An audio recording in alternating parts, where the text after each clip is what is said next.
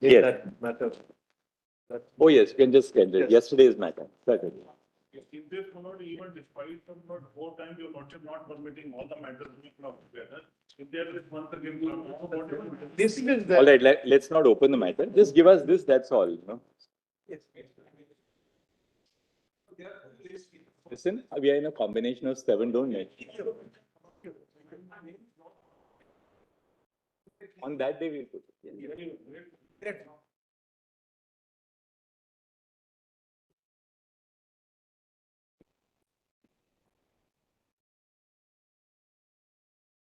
Lord, the order of this matter we place before your lordships. Yes, the Advocate General will argue first, then Mr. Shadan Farasat, then Mr. Sibal, Mr. Venugopal, Mr. Nidesh Gupta, Gopal, Shankar Narayan, Sheshadri, Rakesh Khanna, Salman Khurshid, Colin, Shraddha Deshmukh, Shivam Singh, Vivek Sharma Singh.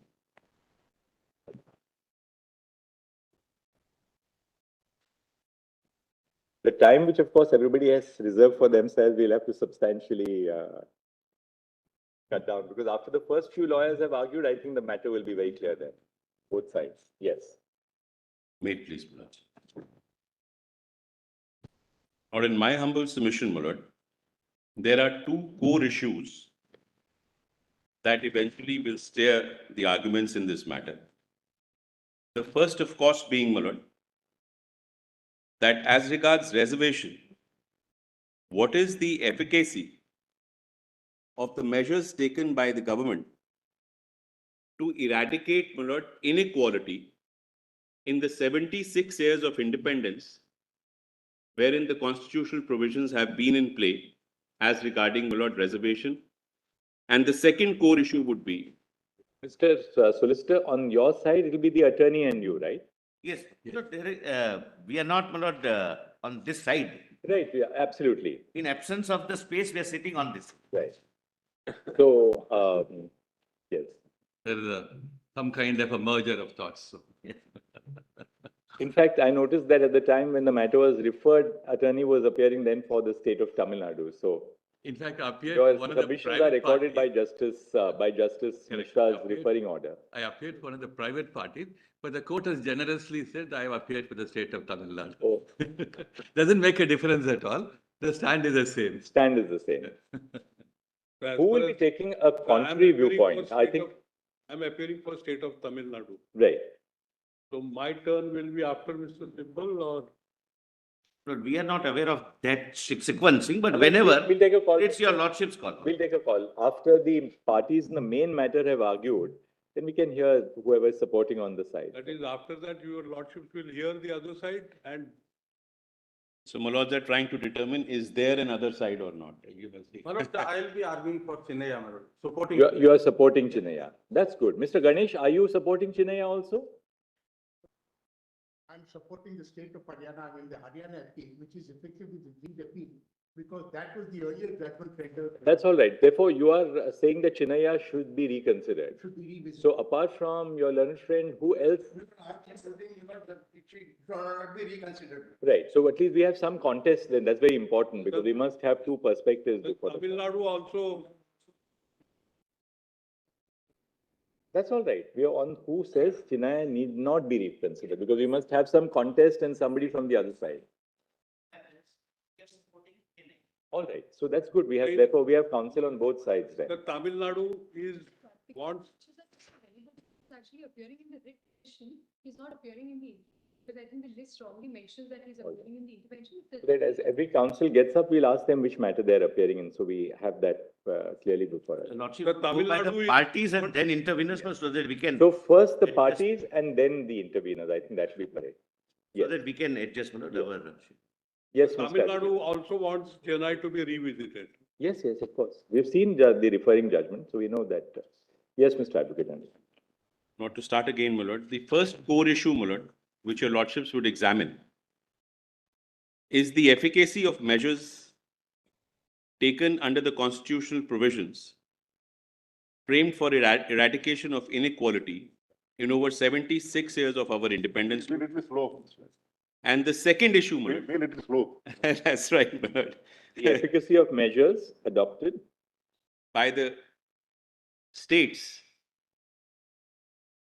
for eradication of inequality in over 76 years of independence. You know, that's the first.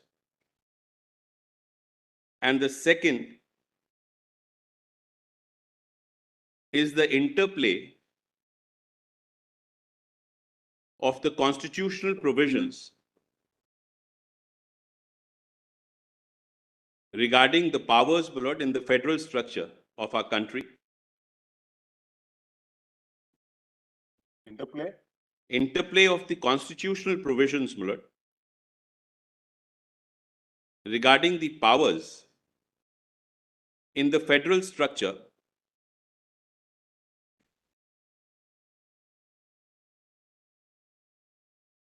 for identification and implementation of the measures so taken. I can repeat it, my lord. Oh, that's okay. Yes. The interplay of constitutional provisions regarding powers in the federal structure for identification and implementation of the measures so taken. But before we go into this, my lord, what is very necessary to understand is, very briefly, the concept of reservation, my lord. It obviously has two perspectives which are very strongly entrenched in our social and legal fraternities. The first perspective, of course, is of those who believe they are entitled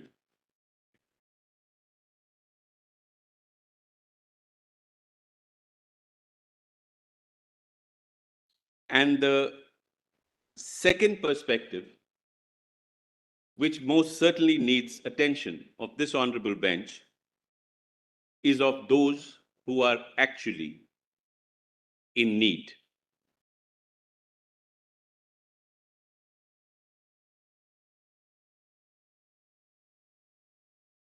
My lord, before I go any further, my lord, we have to understand that reservation is no benevolence. It is not an act of benevolence by the entitled to the needy at all.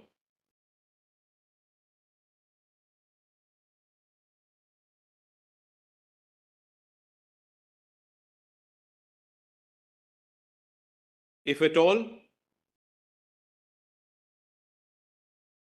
it is compensation for centuries of suppression of the needy, if at all.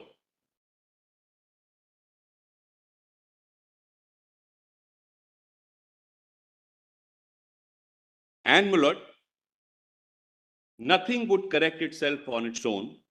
So therefore, the established requirement is that of an affirmative action, what we are addressing your lordships on today. The only way to provide succor to the needy is the affirmative action on which we will be addressing your lordships.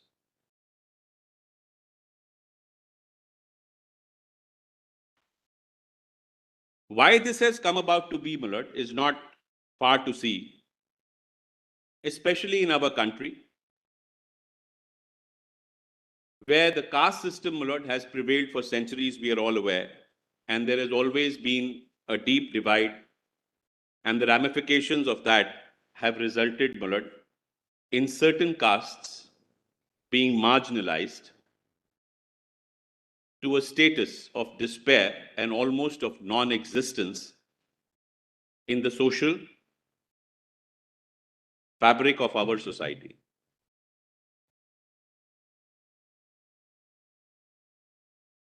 What has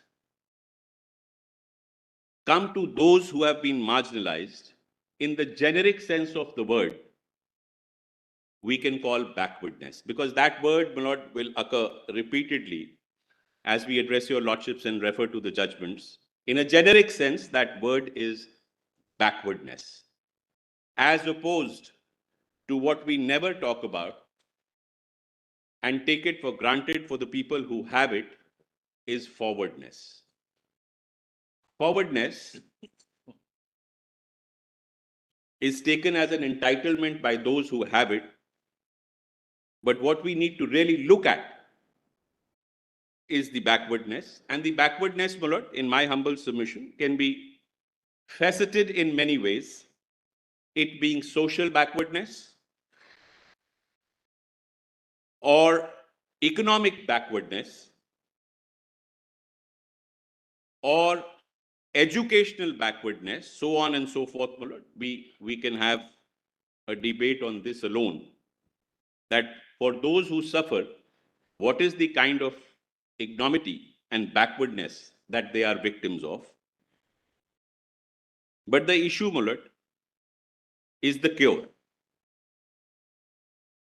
We've been striving to find this cure through a series of judgments, through a series of legislations, through a series of executive decisions. But obviously, my lord, because we stand before your lordships to address again on this issue, means that much needs to be done. And what has been done is most certainly not enough.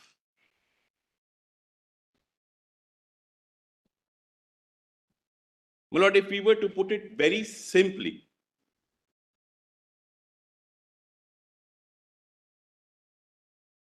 though not a panacea for this ill of society, a cure definitely is equality. The only thing by which these lines can be blurred and we have a society that the Constitution envisages, the cure is eventual equality. Now, my lord, to achieve this, we must understand, however overrated the issue of reservation is, but reservation is only a tool. Reservation is only a means to achieve the end of the sacrosanct ideal, which is equality.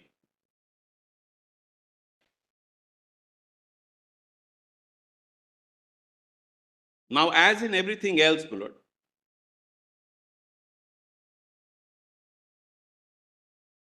a tool is of no consequence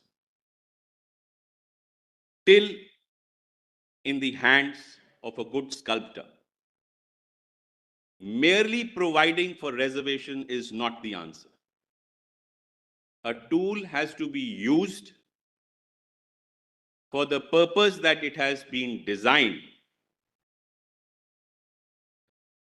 to achieve the result that we seek to so desperately achieve for our country, which is equality.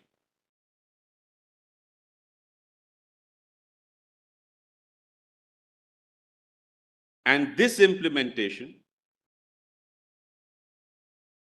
can be done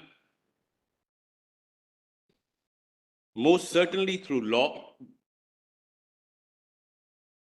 definitely through the executive action of the state, and also through social debate. And the constitutional framers, my lord, had this intent very clear in their mind while providing for reservation,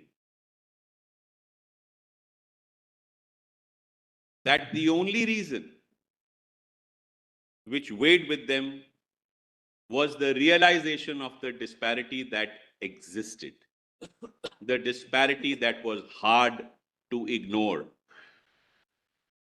the disparity which was in the face of the country when we became independent. And the effort was to achieve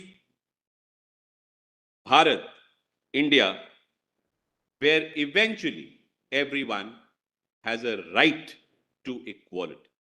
So, my lord, Article 14 is what we strive to achieve, and everything else thereafter, in part 3 or the parts thereafter, has been designed to achieve that end, is equality of opportunity. It is not a case where we are before your lordships to say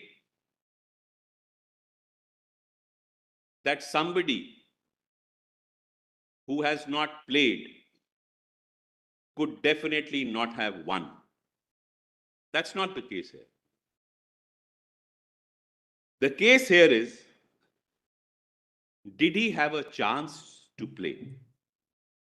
Did he have the opportunity to play? Did he have the means to play? And did he even have the path to the ground where the game was played? The answer is no. When the privileged play the game and the top amongst them win, we fail to think about those who couldn't even make it to the playground because of the inadequacy of the means that they do not possess. So therefore, my lord, I'll read the preamble, but what comes out of it is that equality of status and opportunity is the hallmark of our Constitution. And the assurance that we propose to give it is an assurance of dignity. Because no opportunity or status without dignity is complete. You cannot give opportunity as charity, because charity takes away the dignity.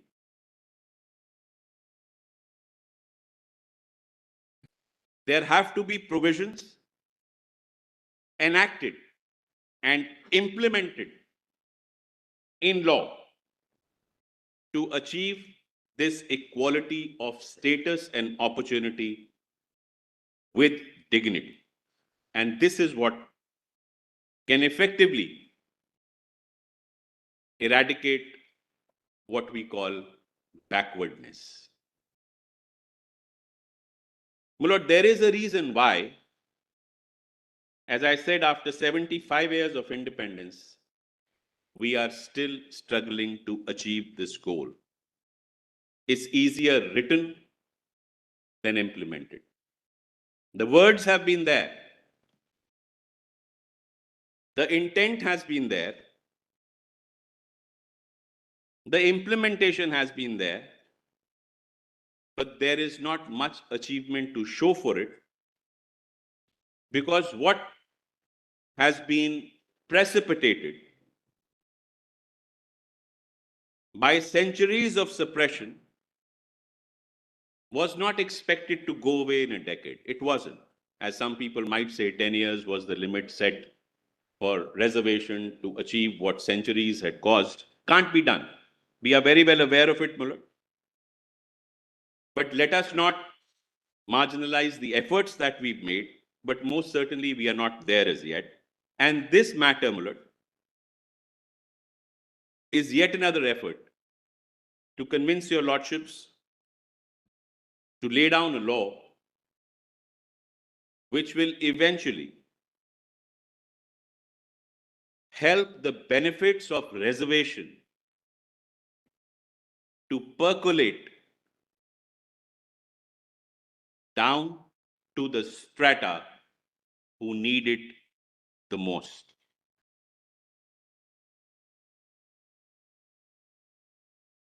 The reason is, my lord,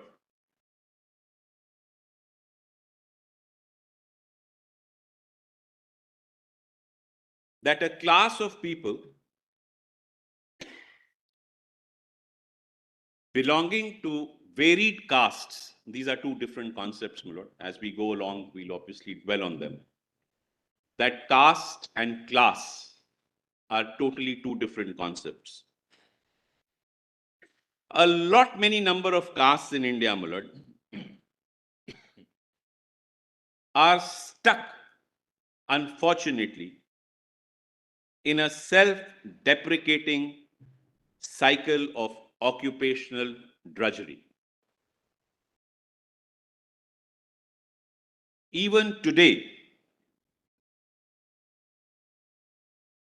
there is one thing in inheritance which a lot of castes get, which is their occupation. Scavengers, sweepers, cobblers, blacksmiths, what they've handed down in inheritance, legacy, and estate to their next generation is an occupation which will never allow them to come out till aided by what we call affirmative action. The reason is, Mullah, that there is a condition. We are all, as human beings, victims of conditioning. We are conditioned to believe that everything is all right.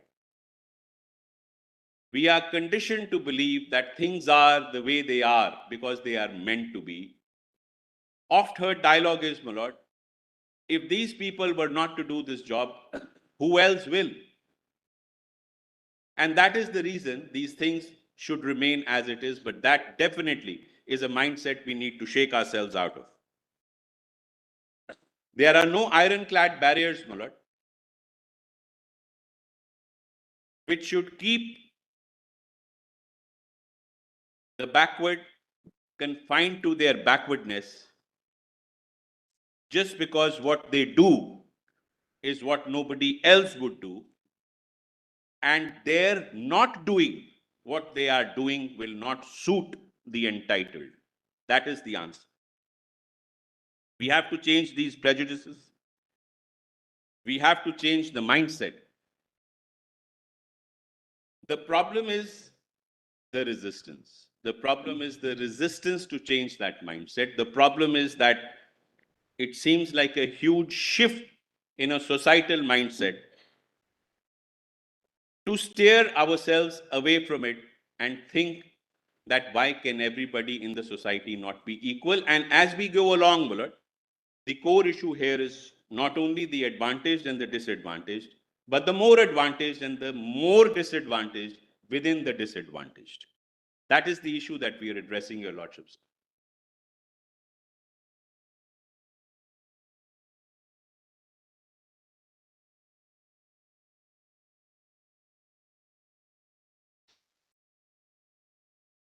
Undoubtedly, my lord,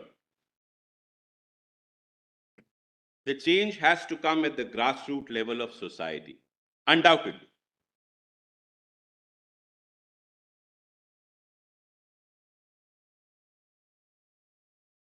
What happens in the mind is controlled by exposure, mostly to what is talked in each and every household of this country. That has to change. But it still does not take away the obligations upon the state to aid and assist this change,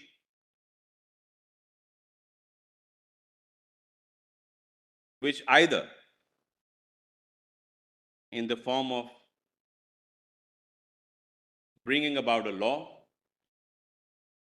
by the legislature, decisions of the executive, and more important than anything else, the laying down of the law by your lordships, which will eventually bring this change. Because once your lordships lay down a law, the acceptance of a proposition goes up tremendously. Because your lordships say so, there is a dispensation of the public to follow the law. So from either of these three wings, if an assistance and aid is coming, in achieving these results, it is more important than the other. We cannot downplay any part of this. Because, as I put it, Millard, normally when we argue cases of reservation, a very common plea is raised that, my lord, I have 99% marks. I am being ousted by a person who has 56% marks. Is that fair? Yes, it is. It is fair because the person who has 56, he never had the means to be brought up in a family that you've come up in. He never had the means to go to a school that you went to the college that you went to, and to the competition preparation that you went through. And today, 99 is not your achievement. It is a conglomeration of all the factors that you've been through. That 56 is in spite of the factors that that child has been through. He has today reached 56, starting from 0. Your ride has been of an airplane from your birth. This person has walked his way to 56. That is what we need to understand. That the person who got 56 had no access to a dignified life. He was brought up in a neighborhood which did not give him any access to good education. What to talk of employment? And eventually, my lord, what are we striking to achieve here? By way of employment, we are wanting to make that person a part of governance. He has to feel that I am a part of running this country. I am a part of aiding the growth of this country by getting employment. That is why we'll mostly be, my lord, on 16.4. So for that purpose, the obligation of the state is best discharged by affirmative action under 15.4 and 16.4 to give this person who is backward access. We have to give him at least an opportunity. I will go as far as to say, my lord, that the old phrase that you can take a horse to water, you can't make him drink. We will have to make an effort to make that horse drink, because that horse has never seen water. That horse does not know that it is this water which will eventually quench his thirst for becoming a part of governance. He wants it, but he doesn't know how to get it, because he's stuck in a cycle of occupational drudgery, which the society doesn't let him come out of. Though opportunities are available, but they are not being capitalized because of, I would not say the intent, but the effectiveness of the implementation is lacking. Lord, eventually, if we all agree on this, that the goal is equality of opportunity, then what we urge before your lordships today is that measures need to be taken to make this goal not illusionary or formal, not a mere provision on paper. These goals do not have to be illusionary or formal, but actual and effective. They have to be end-oriented. If I can put it simply, they have to be end-oriented. Results have to show. And in this, there is a heavy onus upon the state, either at the center or the state level, for achieving this equality of opportunity.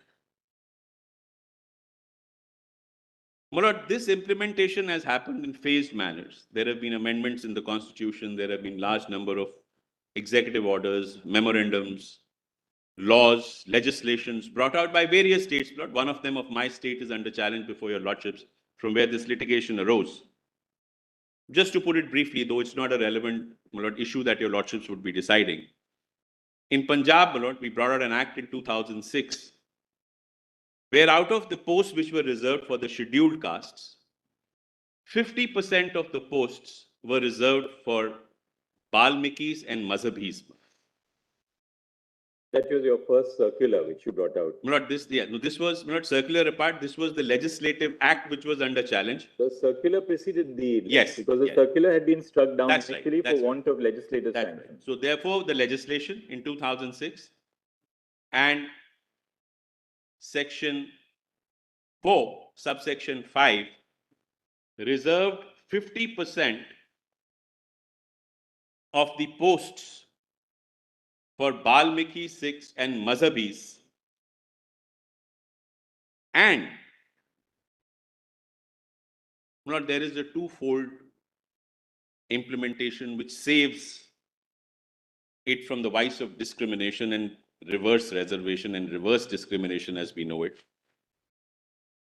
This reservation in the 2006 Act was done on a twofold check and balance.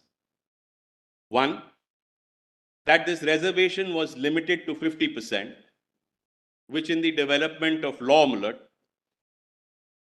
has become the Lakshman Rekha, which we are all advised not to cross. And the second check and balance was that this was implemented on a preferential basis.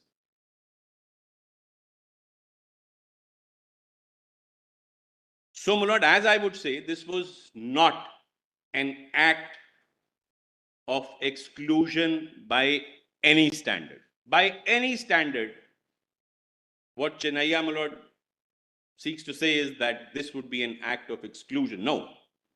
This was, if at all, an act of inclusion of those who were the most backward of the backward, to bring them, if not at par, at least up from where they stood. Mr. Advocate General, when you said that it was implemented on a preferential basis. That's right.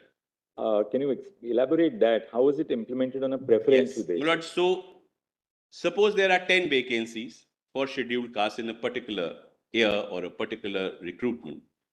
5 were reserved for Balmikis and Mazhabis. Right. If they were available. And if they were not available, it was to go to SC others, which are Ramdasiyas and other scheduled castes, which were available. So in every recruitment, one would ensure that 10 scheduled castes definitely came in. But at the first instance, the right of preference of 5 of those 10 was to go to Balmikis and Mazhabis. So there was no carry forward for. Carry forward was Mulad en bloc. For the SC together. Yes. But not for the Not Balmikis for- and the no, Mazhabi no. Sikhs within the SC. They were exhausted within that recruitment. Yes.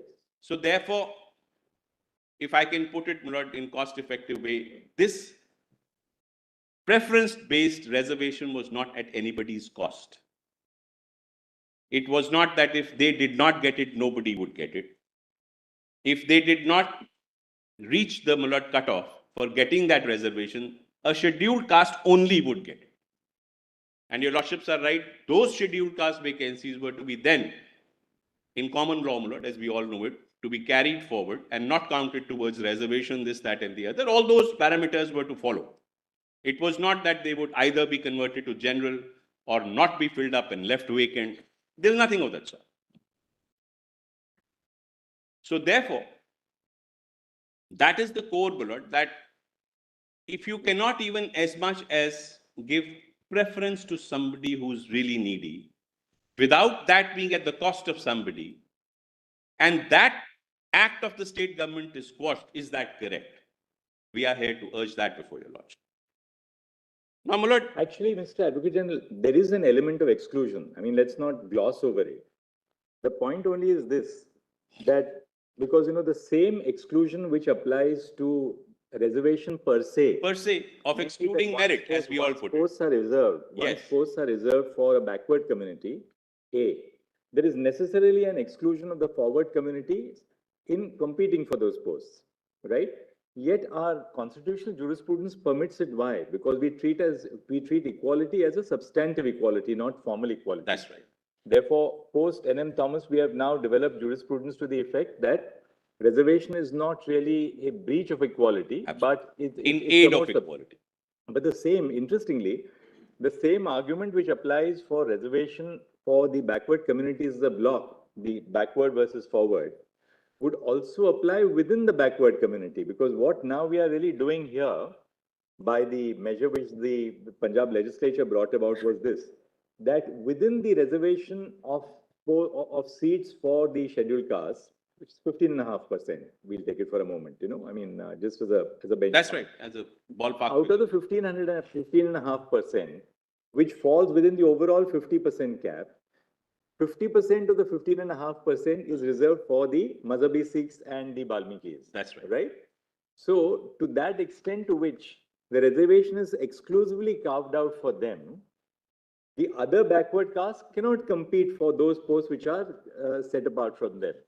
So, in a sense, In the first instance, in they the can't. first sense, in a sense, it is in that sense exclusionary. We can't gloss over the point that it is exclusionary. We can't. The only question really is this, that is that exclusion, can that exclusion not be justified on the same yardstick that we have applied for the exclusion in the backward versus forward context? Mulot, if I had to put it very Because within the backward, Yes. within the backward communities, within the scheduled castes, is there anything in constitutional jurisprudence which restrains the state from saying that I'm not deleting a community from the list of scheduled castes which has been designated by the President under Article 341 or 342, but within those communities, I am now making a classification that certain communities are more backward and therefore in greater need for protection on the same touchstone of substantive equality. And if that can be done by the state in reserving certain, in carving out certain posts out of the competition of the general community, then why can't the state do it within the backward communities? That's really the point. Absolutely. But there is an element of exclusion, we must face it. I don't think we can gloss over. What this entire example that your lordships have given in is based upon a very simple word, which is relative backwardness. Once we concede to the argument of relativity in backwardness, and it is the backwardness vis-a-vis the forward which brings them into the 50%, and it is the furthermore backwardness within the 50% which gives them the reservation within the reserve, then this argument has no problem. Now, Chinnaya said, Chinnaya's whole rationale was this, that the power to designate communities as scheduled castes and scheduled tribes exclusively belongs to the president and now therefore Absolutely. parliament. For instance, in Milind, we That's have got all those Palghat Jilla Thandan, Milind That's- Katware which came from Maharashtra. That's true. It is not open, for instance, for the court to say that though this community is designated as a scheduled caste, another community is part of the designated community. You have to take Can't the do. list. That you can't do. Can't. Our court is that jurisprudence is now very, very well set. That power has been You reserved. for can't the tinker parliament. with the list. That power has been reserved for the parliament, remains so. That's right. But the argument which seems to have found favor in Chennai was this, that if that is so, then the state cannot classify within the list of communities which are designated as scheduled castes, because to make that classification would amount to an exclusion of some communities within the scheduled caste. That seems to be the logic of Yes and no. Chennai. I mean, very simply Yes- put, that's really yes the and heart no, of the Mulad. controversy. Because Chennai, in my humble submission, was a plane which took off from the wrong runway. And your argument would be, I guess, that you're not deleting any community from the list which has been designated by. There's no by exclusion. Parliament. There's no exclusion. But within the quota, you are saying, Why should not there be exclusion? According to you, amongst a particular category, Please. some of these subcastes have done better. They are the forward in that category. Absolutely. So they should come out of that and compete with the general. There Why are- stay there? there are And let two the things. remaining who are still backward, Yes. within the backward, Manoj- let them have the reservation. My lords are absolutely right, but there are two ways that this whole Therefore, they have concept. achieved the Yes. concept of That reservation. was the They should aim. move out of that category. That is the aim. Yes. And if the aim is achieved, then the purpose for which the exercise was taken should come to an end.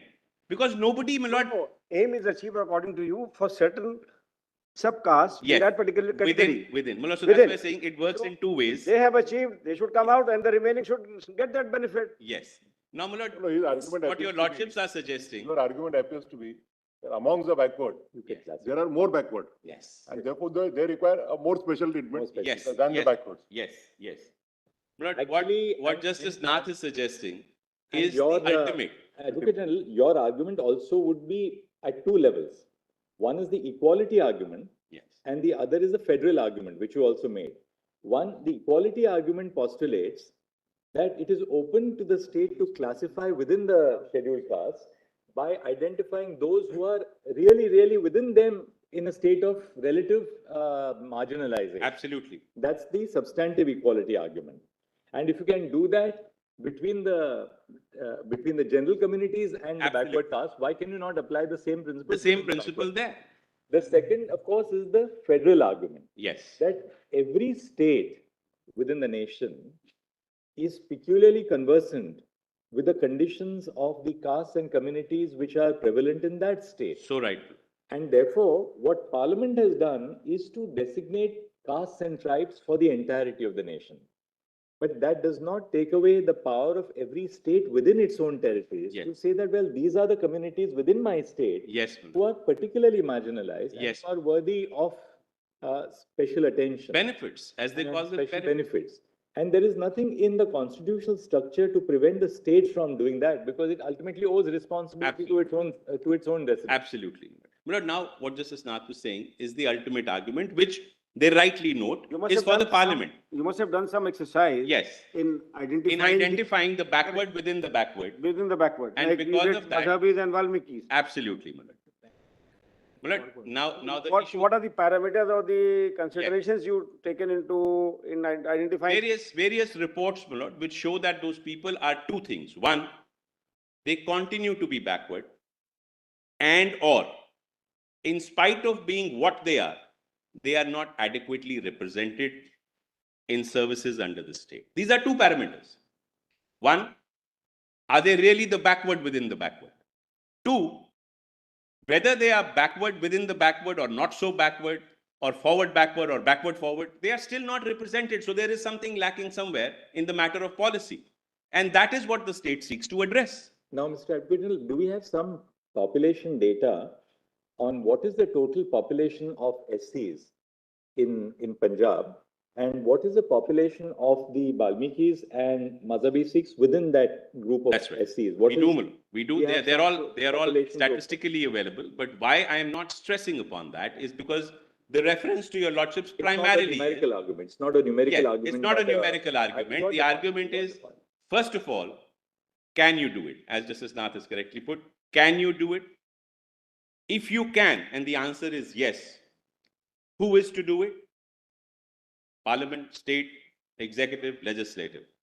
And if who is to do it is determined, then how that state is to do it, how is not the issue Now, before your you lordship? sort of laid down the jurisprudential framework in the first part of your submission. Please, Now, why don't we go into the nitty-gritty of it? yes, Show us the statutory provision. I will come to that in not just And, 2 minutes. Then we look at Chinaya. Yes. And why we look at the law before Chinaya and after Chinaya. Chinaya is Please. 2005.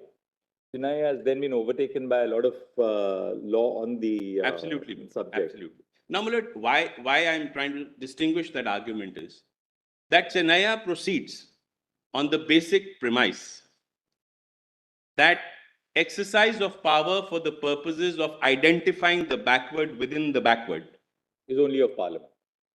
is only of the parliament, and any exercise by the state to that effect tinkers with that power.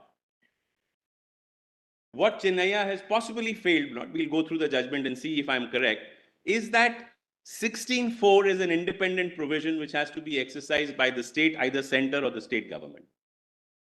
The powers which give the enabling provision, an exercise to be conducted by forming an opinion, is totally within the legislative domain and the executive domain of the state government. There, Parliament does not figure. So the distinction is, my lord, for instance, that there is a, my lord, room in which benefits are being provided.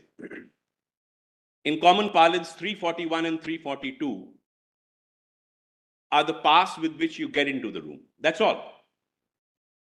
Are you entitled to be in the room or not? The president decides.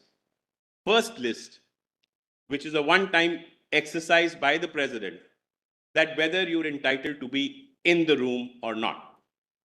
Then as common culture goes, my lord, we have VIP passes. So then the parliament decides that whether who's in the room is entitled to be in the room or to be displaced from the room, or who's outside can be given an entry into the room or not.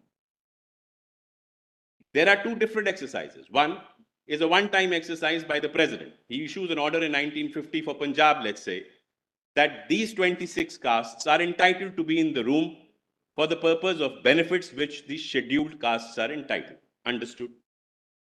Thereafter, that power is taken away from the president and vests totally in the parliament, that whether those inside, as your lordship put it, are entitled to remain inside any longer or not, and whether those outside have reached a stage where they now become entitled to be inside the room. So what is very interesting is that even the Constitution in 341 and 342 accepts this exercise to be a two-way street. The power of the president is a one-way street. Once you issue an order, in common words, you become functus officio.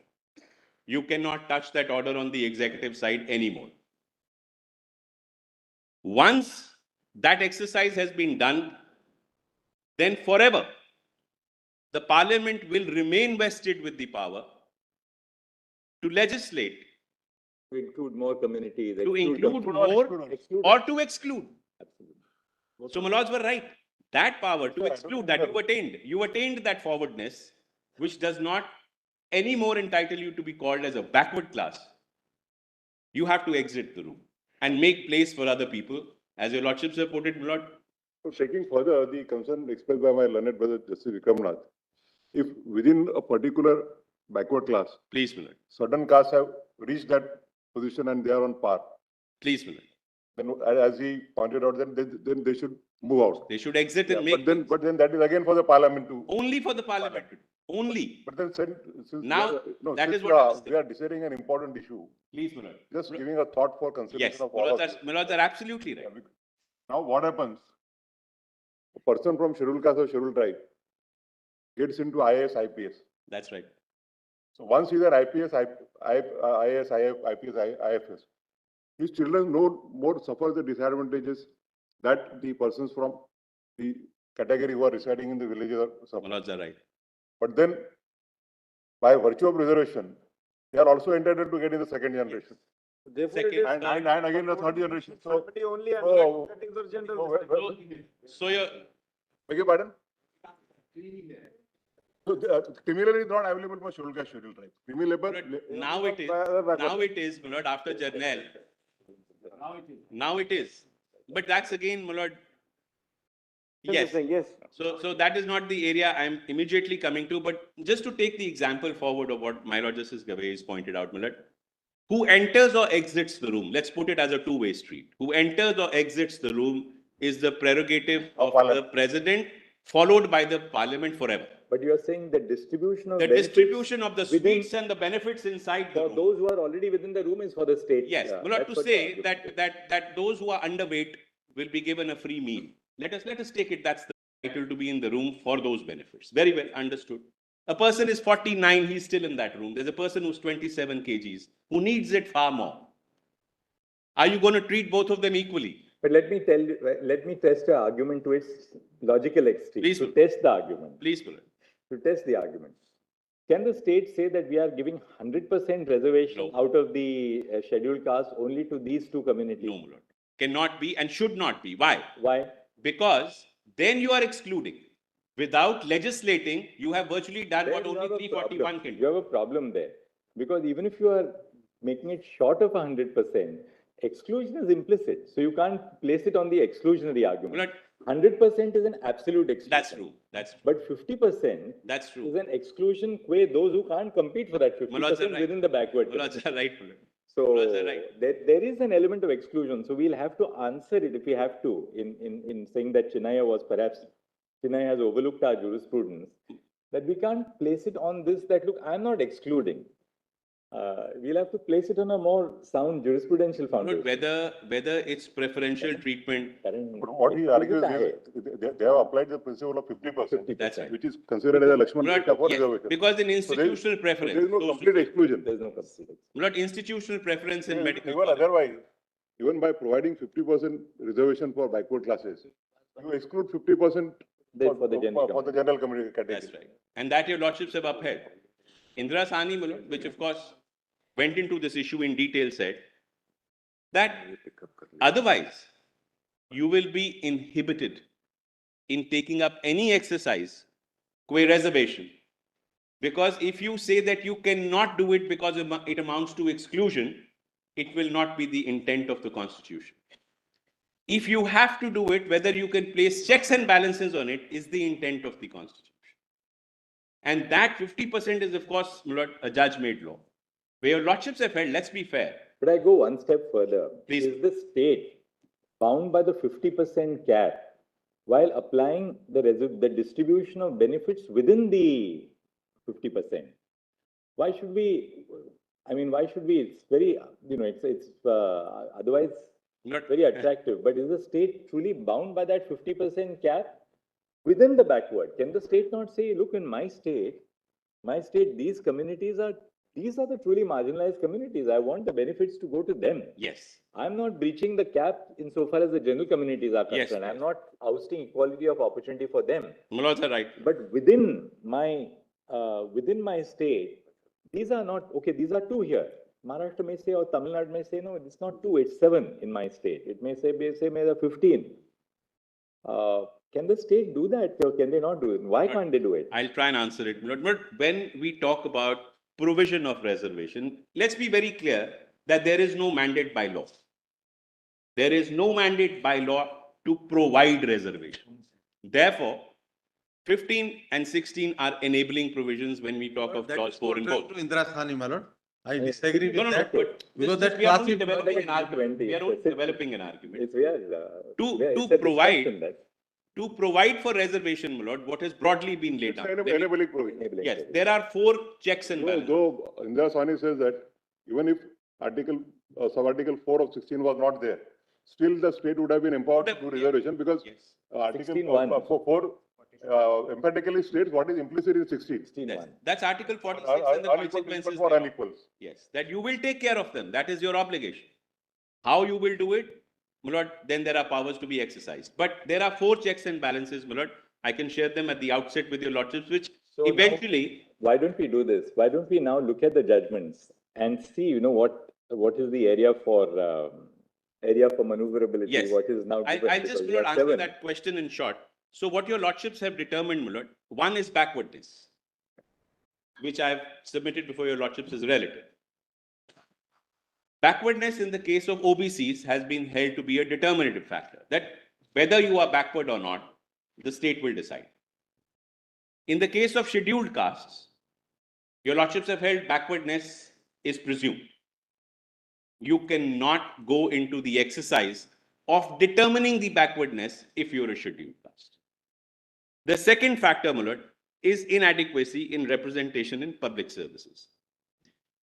Now, this is a data-based concept. Just answering my lord Justice Chandrachud's question. This is a data-based concept. It's statistics.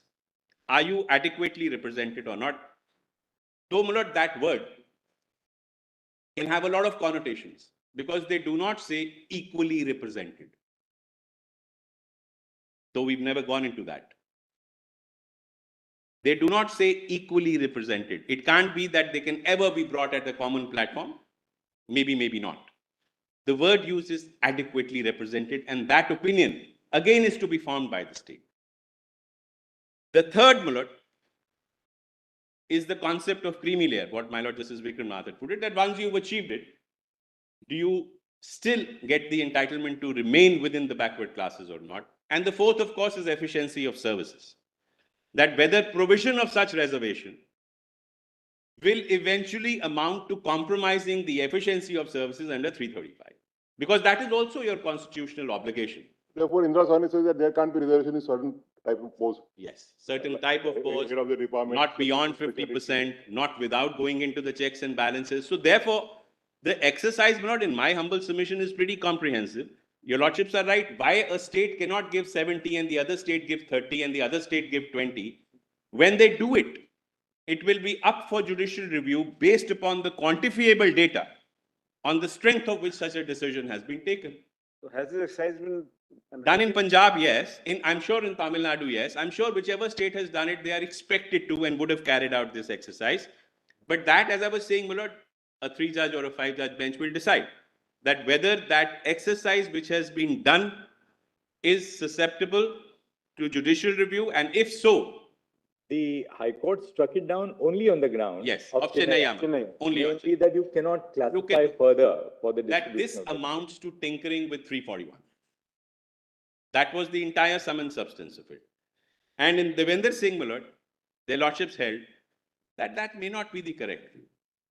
Because 341 and 16(4) operate in two distinct legislative spheres. They have no overlapping as far as their implementation is concerned, because as I put it, 341 decides who's entitled for benefits, who to be given how much. Within those entitled is the exercise by the state. So therefore, my lord, my humble submission was that unless this exercise is permitted by law, if you block it, then what your lordships will happen is the word called lumping. Then all the benefits will be lumped upon a part of the part. And the others who are truly deserving, for whom these provisions have been made to achieve the eventual end of equality, will never get it.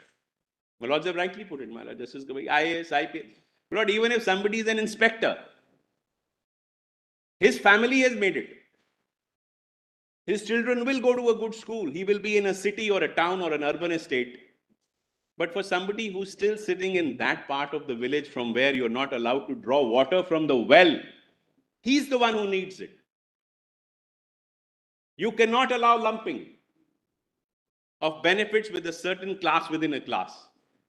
And if touching that class within a class is taken to be tinkering of 341, Lord, in my humble submission, that would be an erroneous legal view.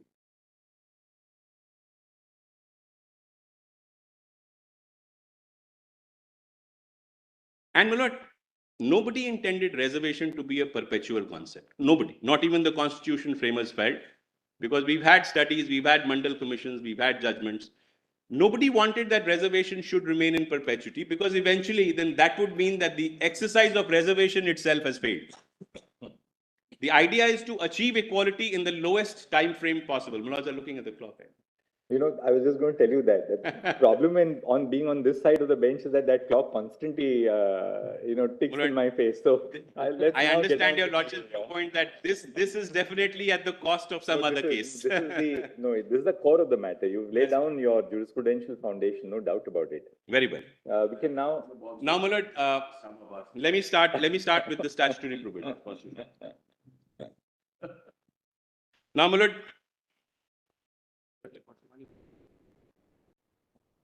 before we go into, my lord, anything at all in this matter, We can look at the.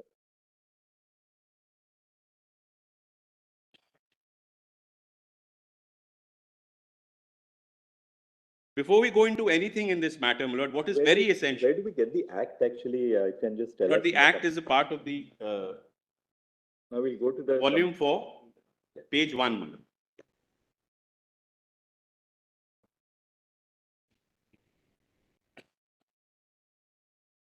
Volume 4. After the index, my lord, there is the Punjab Scheduled Caste Act. My lord, have it? Volume 4, page 1. Page 1. And your lordships would have the offending provision at internal page 3, which was section 4 and subsection 5.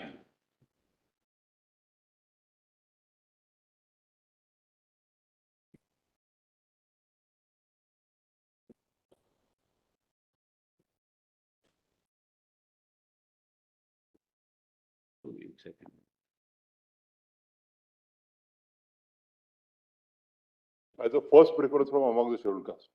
Please, my lord. As a first preference Yes, from among the yes, scheduled castes. yes. That is what I was trying to, my lord, impress, that it is not exclusion in the sense that we take it, but it is only first preference amongst the scheduled castes, and then, And if available. yes, then it will remain within the scheduled caste. Nobody will be denied the benefit by virtue of this clause.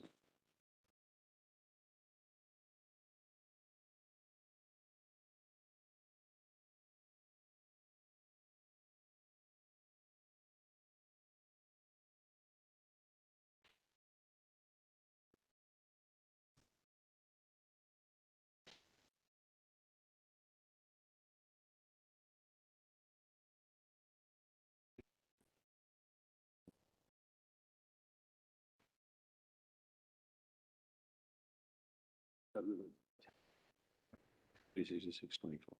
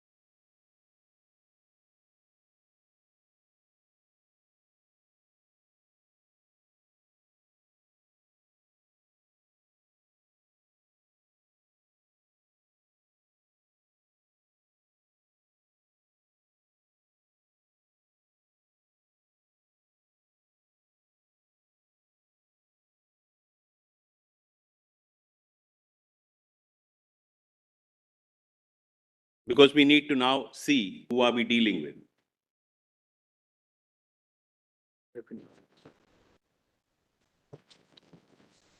That is also part of volume 4, or you want us to take the book? Mulad, whichever way, Mulad, constitution is not. Mulad may have the book because the entire constitution we've not, yes, we've not put it in the compilation.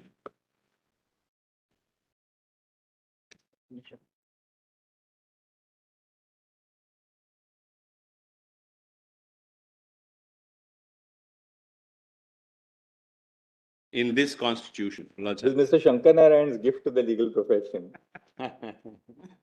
this. The good part about this is that, it has footnotes tracing the entire legislative history. So right at one point, Quite you right. don't have to then flip between amending acts and amending statutes. Not- Constitutional amendments. It is a book which by habit every lawyer should carry in his breast pocket. I know your lordship's affection for the constitution. Breast pocket. My courtmaster says the library has purchased this. No, but Mr. Shankar Narayan gifted us with one copy, I think. Last time Mr. Shankar Narayan had At given, that 370 must have gone home, I think. You can sign it and give it to me. We have it on our table in the residential offices.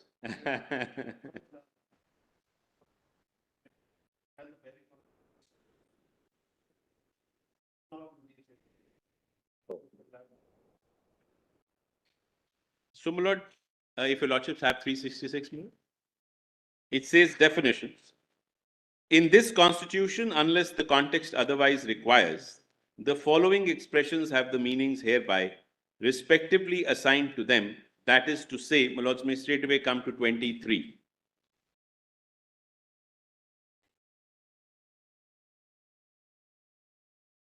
Schedule, my lords have it.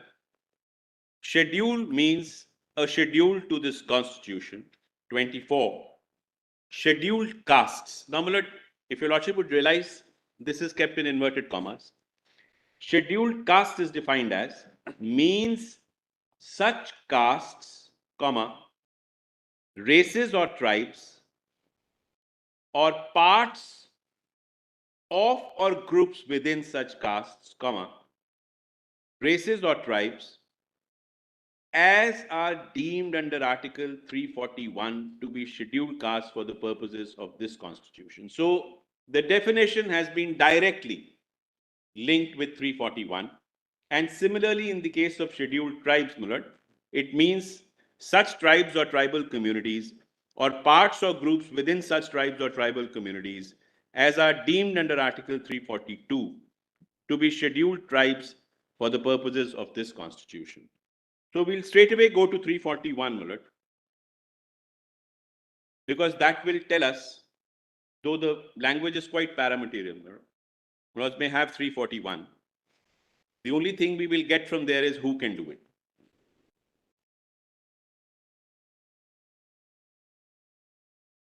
May I move? Yes. 1. The President may, with respect to any state or union territory, and where it is a state, after consultation with the governor, thereof by public notification, specify the castes, races or tribes or parts or groups within the castes, races or tribes, which shall for the purpose of this constitution be deemed to be scheduled castes in relation to that state or union territory as the case may be. So, my lord, I'll just analyze this in a very short while. It's very clear that the authority, my lord, empowered to do this exercise under 341 is the president under clause 1. Now, when he's exercising this power, my lord, with respect to any state or union territory, and when there is a state in consultation with the governor. So this is, my lord, the consultative process which is undertaken. There is no dispute regarding the issuance of an order. And it is to be done by way of a notification, no problem. The interesting part starts after notification, and which is very germane to the present controversy that I'm arguing before your lordships. Why? Because even while defining as to for whom 341 can be exercised, it is not a monolith block. May kindly take note of it. When 341 itself says that it has to specify a caste as a whole, comma, races or tribes, or parts of or groups within castes. That means a caste can most certainly be split. It's evident. If caste was so sacrosanct that anything would amount to tinkering with the caste, then 341 would not be couched in this language. Because the president can choose that this caste, for instance, I'll give your lordships an example. A caste is a scheduled caste in Punjab. May not be in Maharashtra. The same caste may not be in Maharashtra. That's why somebody who's designated as a scheduled caste in Punjab, Yes, if they go to cannot- Maharashtra, they may not get the They will same not benefit. take it. They will not get the same benefit. And Also, at one time, there used to be territorial restrictions, which were abolished after you can't 1976. apply. So even though you were designated as a scheduled caste, you could get the benefit only if you belong to that particular region in your state. Quite right. Districts. Districts, yeah. Quite. Now, after 1976, the territorial division was Has been- done away with, but it was there It until was there. 76. It was there. So, my lord, very interestingly, your lordships have rightly put it. Certain tribes in Chandrapur district of Maharashtra May not be. would not be in the other parts of the state. So, my lord, yes, that is what I was coming to. My lord. That the same caste in one state may not be a scheduled caste in the other. The same caste may be a scheduled caste in a state, but may be a scheduled caste only in a particular district of another state.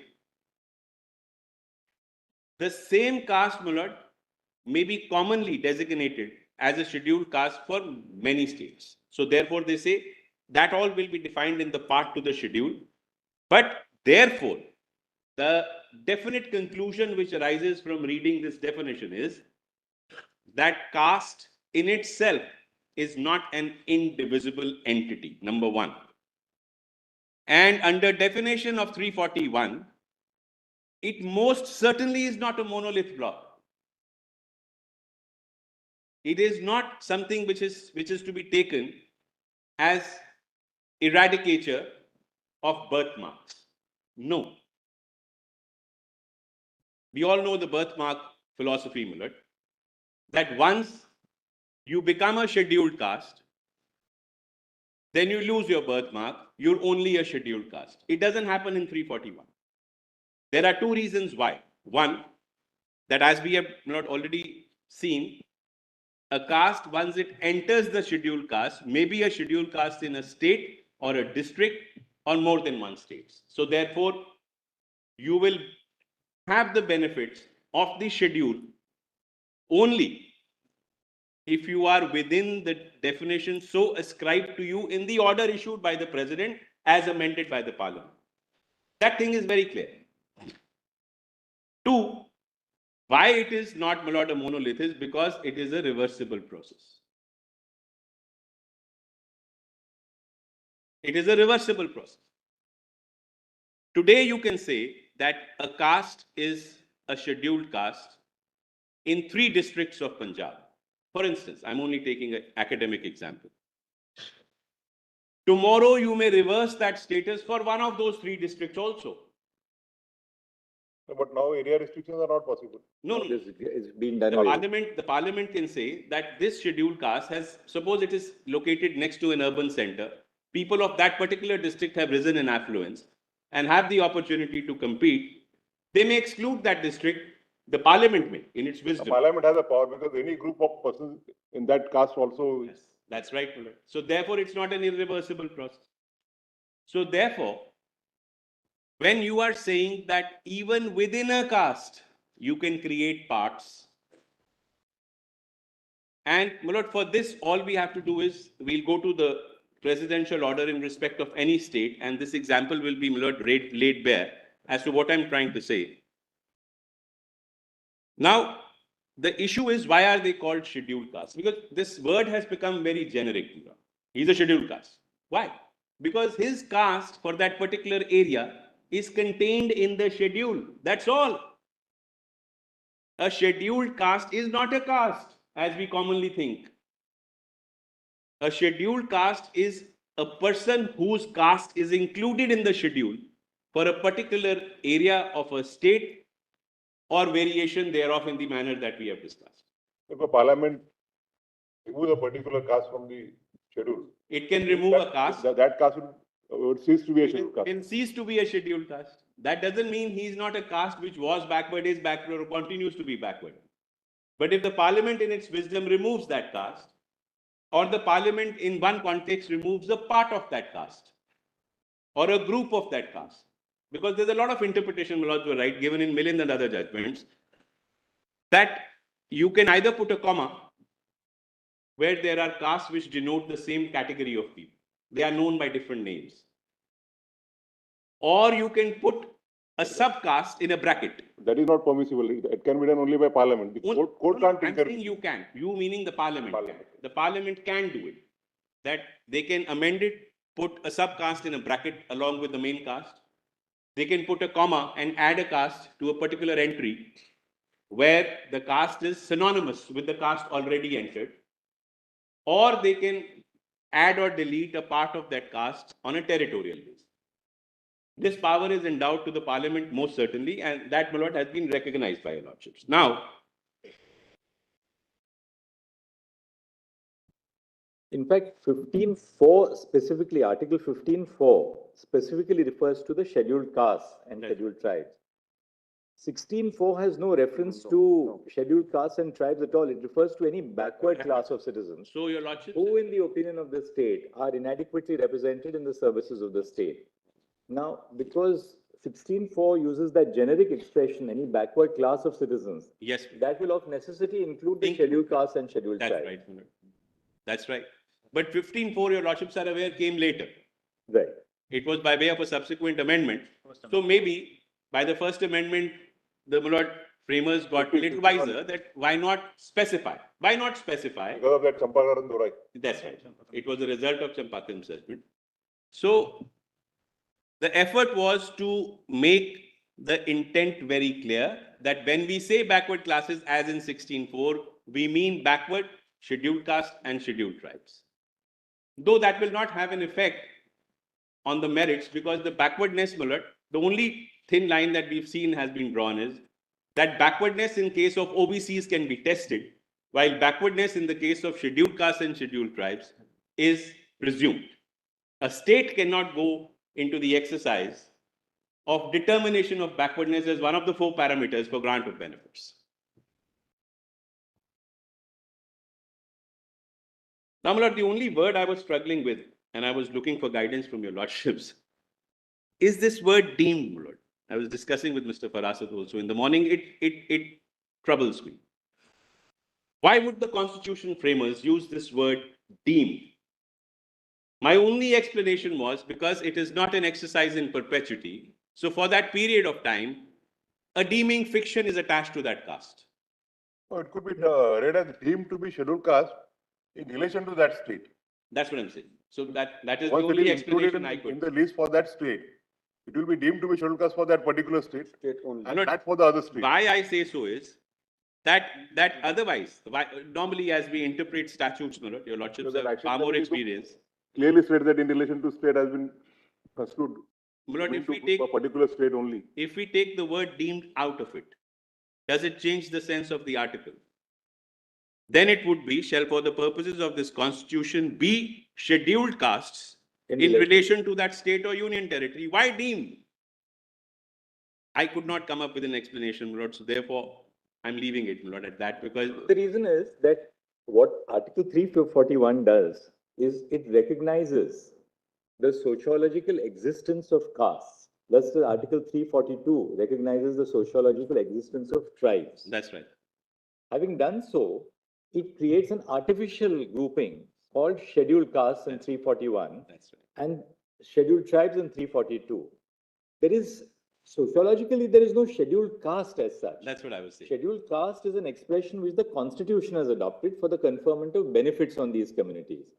So therefore, it uses the expression deemed to highlight that this is really a deeming fiction which has been We are created by the attaching to a constitution. particular caste, yes. The existing sociological grouping consists of castes, which So, my lord, 341 my lord has says just and put it, my lord, just 342. the way he said. Or it could be read for the purposes of Article 46. So Article 46 refers to scheduled caste and scheduled tribes. That's right. And No, but So, why so deemed? though 15.4 has come subsequently, 46 is from inception. Quite right. So it My will lord, be deemed to be scheduled caste and 46 provides for special provisions for scheduled caste, scheduled tribes and vegan sections. and the caste, my lord, is by birth. Caste is by birth. Second, This is the deeming fiction. Article 341 also contemplates that apart from castes, races or tribes can also be a scheduled tribe, a scheduled caste. That's right.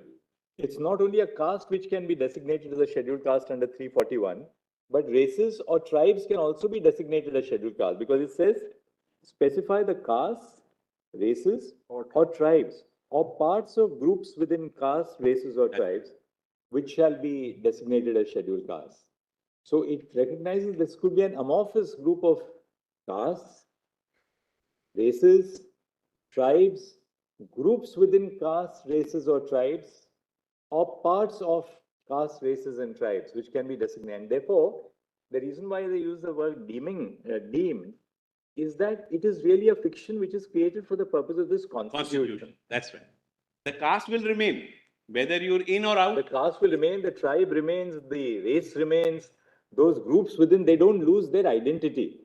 The identity as caste, races or sociological, tribes, yes. their sociological identity Yes. continues despite their being deemed to be scheduled caste for the purposes of the constitution. That's right. That's the only explanation I could think of, my lord. And the other thing was, my lord, that if tribes can be scheduled caste, then it would have an overlapping effect which doesn't reconcile with the framing of the constitution. Then why have two different? If tribes can be a part of scheduled castes, then there is a separate provision for tribes in 342. Yes. Right. Is that right? Under what article would the president issue an order of a tribe?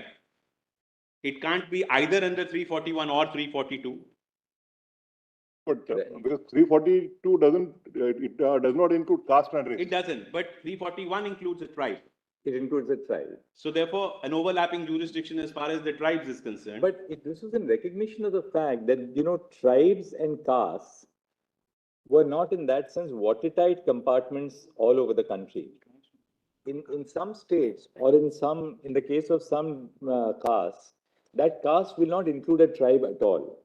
That's In right. other states, possibly the constitution took a broader perspective that there may be certain castes which are akin to tribal communities. And therefore, 341, they gave a much broader power. Possibly. 342 says only tribes and tribal communities. Right. Because there would be some states in India, my lord, where there are no scheduled castes. Yes. They only have a tribal community, which is. Like Andaman, Nicobar or. Yes, yes. Northeast, my lord, one or two states where they are classified only under 342. There are no orders of 341 in those states. There are some states where there's virtually no scheduled tribe. That's right. That's right. None but Punjab, my lord. Punjab, also. That's right. Punjab, Haryana could be. None. Because, the reservation was scheduled Many tribe were on the tribes ground came and of, went from Punjab, my lord. they were on the ground of geographical handicaps. That's right. Whereas 341 scheduled caste is on the account of socio-economic backwardness. Quite right. Like in Punjab, my lord, we have Sikri and we have Rai Sikhs. Rai Sikhs were a criminal tribal community, but they're always been categorized as castes. So different headings were given to them, one which has been entered now. Exactly, that's very important because that shows that though they were essentially tribes, Yes. they have been classified as castes for the purpose of Article 341. That's right. So therefore, what we have to understand is that the president issues an order which may or may not be not in perpetuity. We have to understand that. Because while issuing the order, what the Constitution very fairly recognizes is that the president, after the issuance of that order, cannot change that order. So in case there is any error in the order issued, or in case because of the sociological conditions, a caste or a tribe or a race needs to be added to that order, the parliament in its wisdom would do that exercise, which also is challengeable, my lord, on very, very narrow spectrum. Where is the presidential order here? Yes, I'm coming to that, my lord. Kindly have the schedule, my lord. Volume 4 is there, my lord, in the, my lords have the volume 4.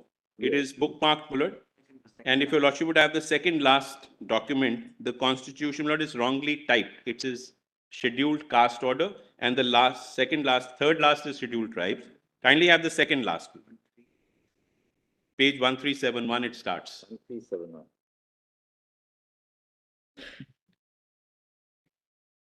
Now, what I've just, my lord, stated before your lordships would become clear from here.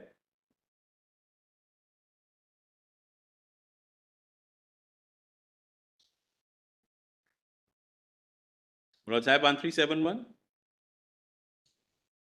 Yes.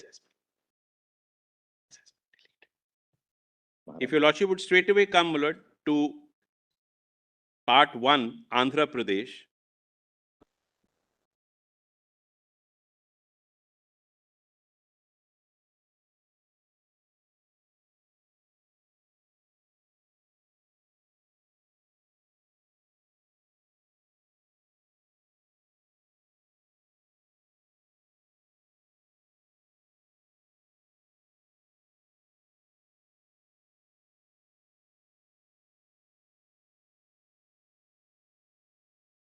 And if your lordship would have clause 4,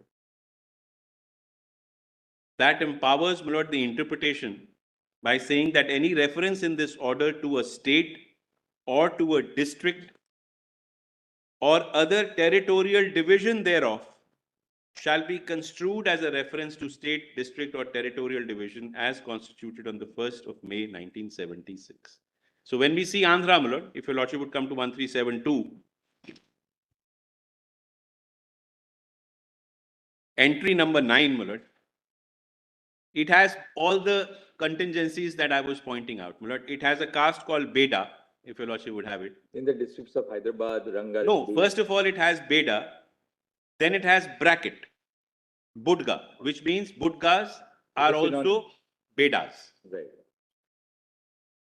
Jangam in the districts of, now Jangam is not a separate caste, but it's at the same entry, but only in selective districts of Andhra Pradesh. So therefore, my lord, in line with what the constitution Beda says. Jangam. That's right. Caste is Beda Jangam and it could be Budga Jangam also. That's right. It has to be read in continuation because No, otherwise that's there right. would have been It's Beda Jangam. otherwise there would have been a comma in between. That's right. my lord. There's no comma. So No it's either interchangeable with Beda or Budga. So it could be Beda Jangam Beda or Budga Jangam or Jangam. Budga Jangam. My lords are right. and in selective districts of Andhra Pradesh. Now, your Lordship would see, my Lord, entry 30. There, they possibly are synonymous castes which have been subsequently added, which are, my Lord, Kolupul Valdu, Pambada, Pambanda, and Pambala.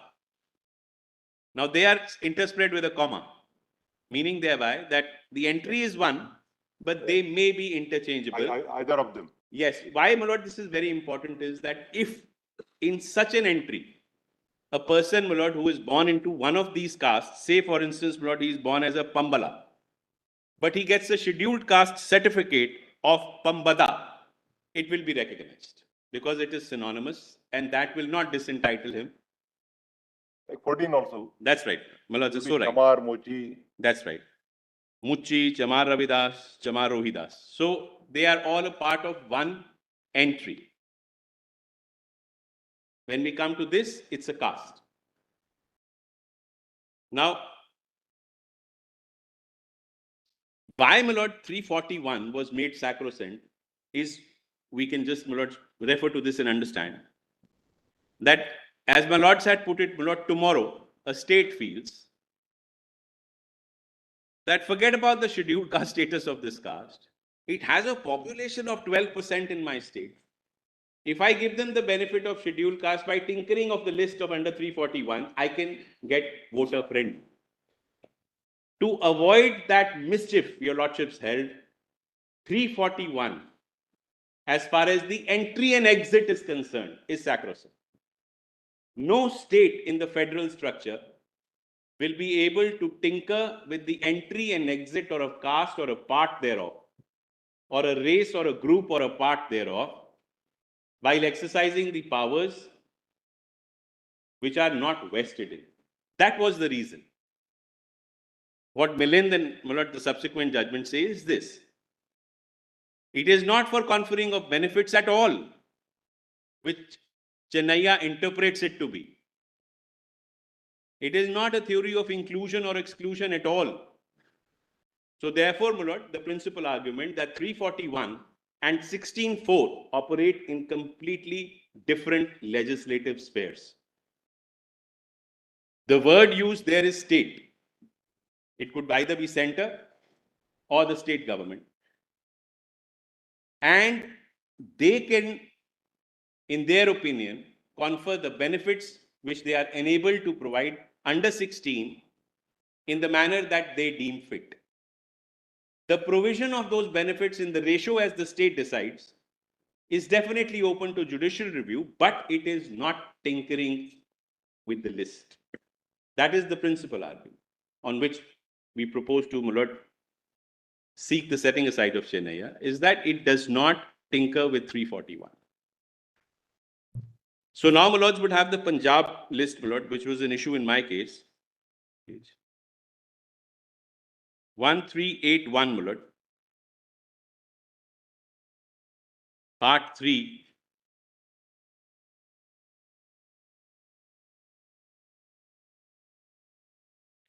Now, the statute said Balmiki because Balmiki is synonymous with Chuda and Bhangi at entry 2. And it said Mazhabi, which is interchangeable with Mazhabi Sikh at entry 23.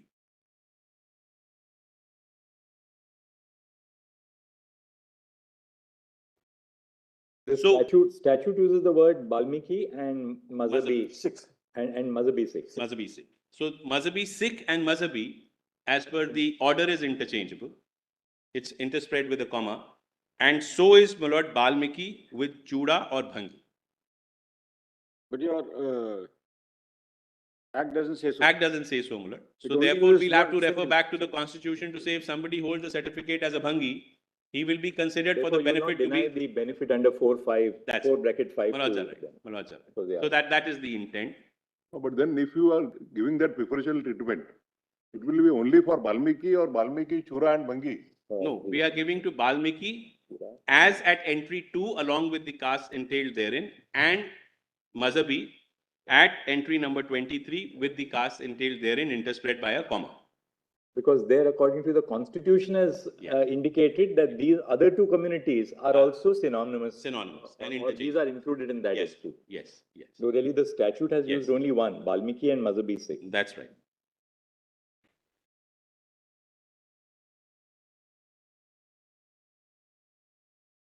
Now, if your lordship would see, my lord, at serial number 37 is a caste called Sikri Band.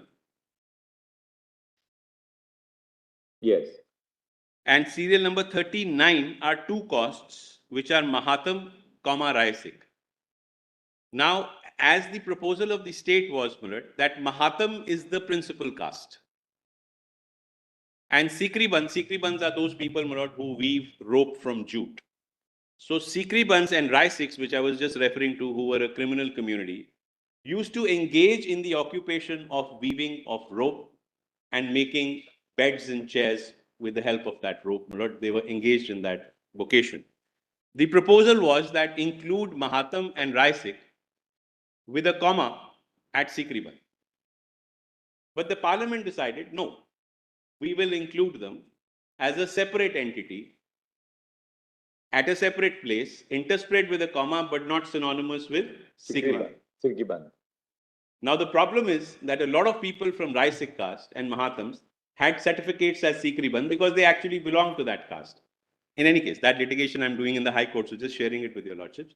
So there, this whole interpretation of milind and comma and a separate entry, we are engaged in the debate, my lord, that whether if historically they are a part of the same community, engaged in the same vocation, which confers the same benefit amongst them as a caste, why should they be given the benefit not from 76, but from 50, when Sikri Band was entered as a scheduled caste? Now, Mr. Advocate General, we have seen why jurisprudentially you are saying that Chinnaya is not a correct, has not interpreted the constitution correctly, because there's no question of inclusion or exclusion. That's right.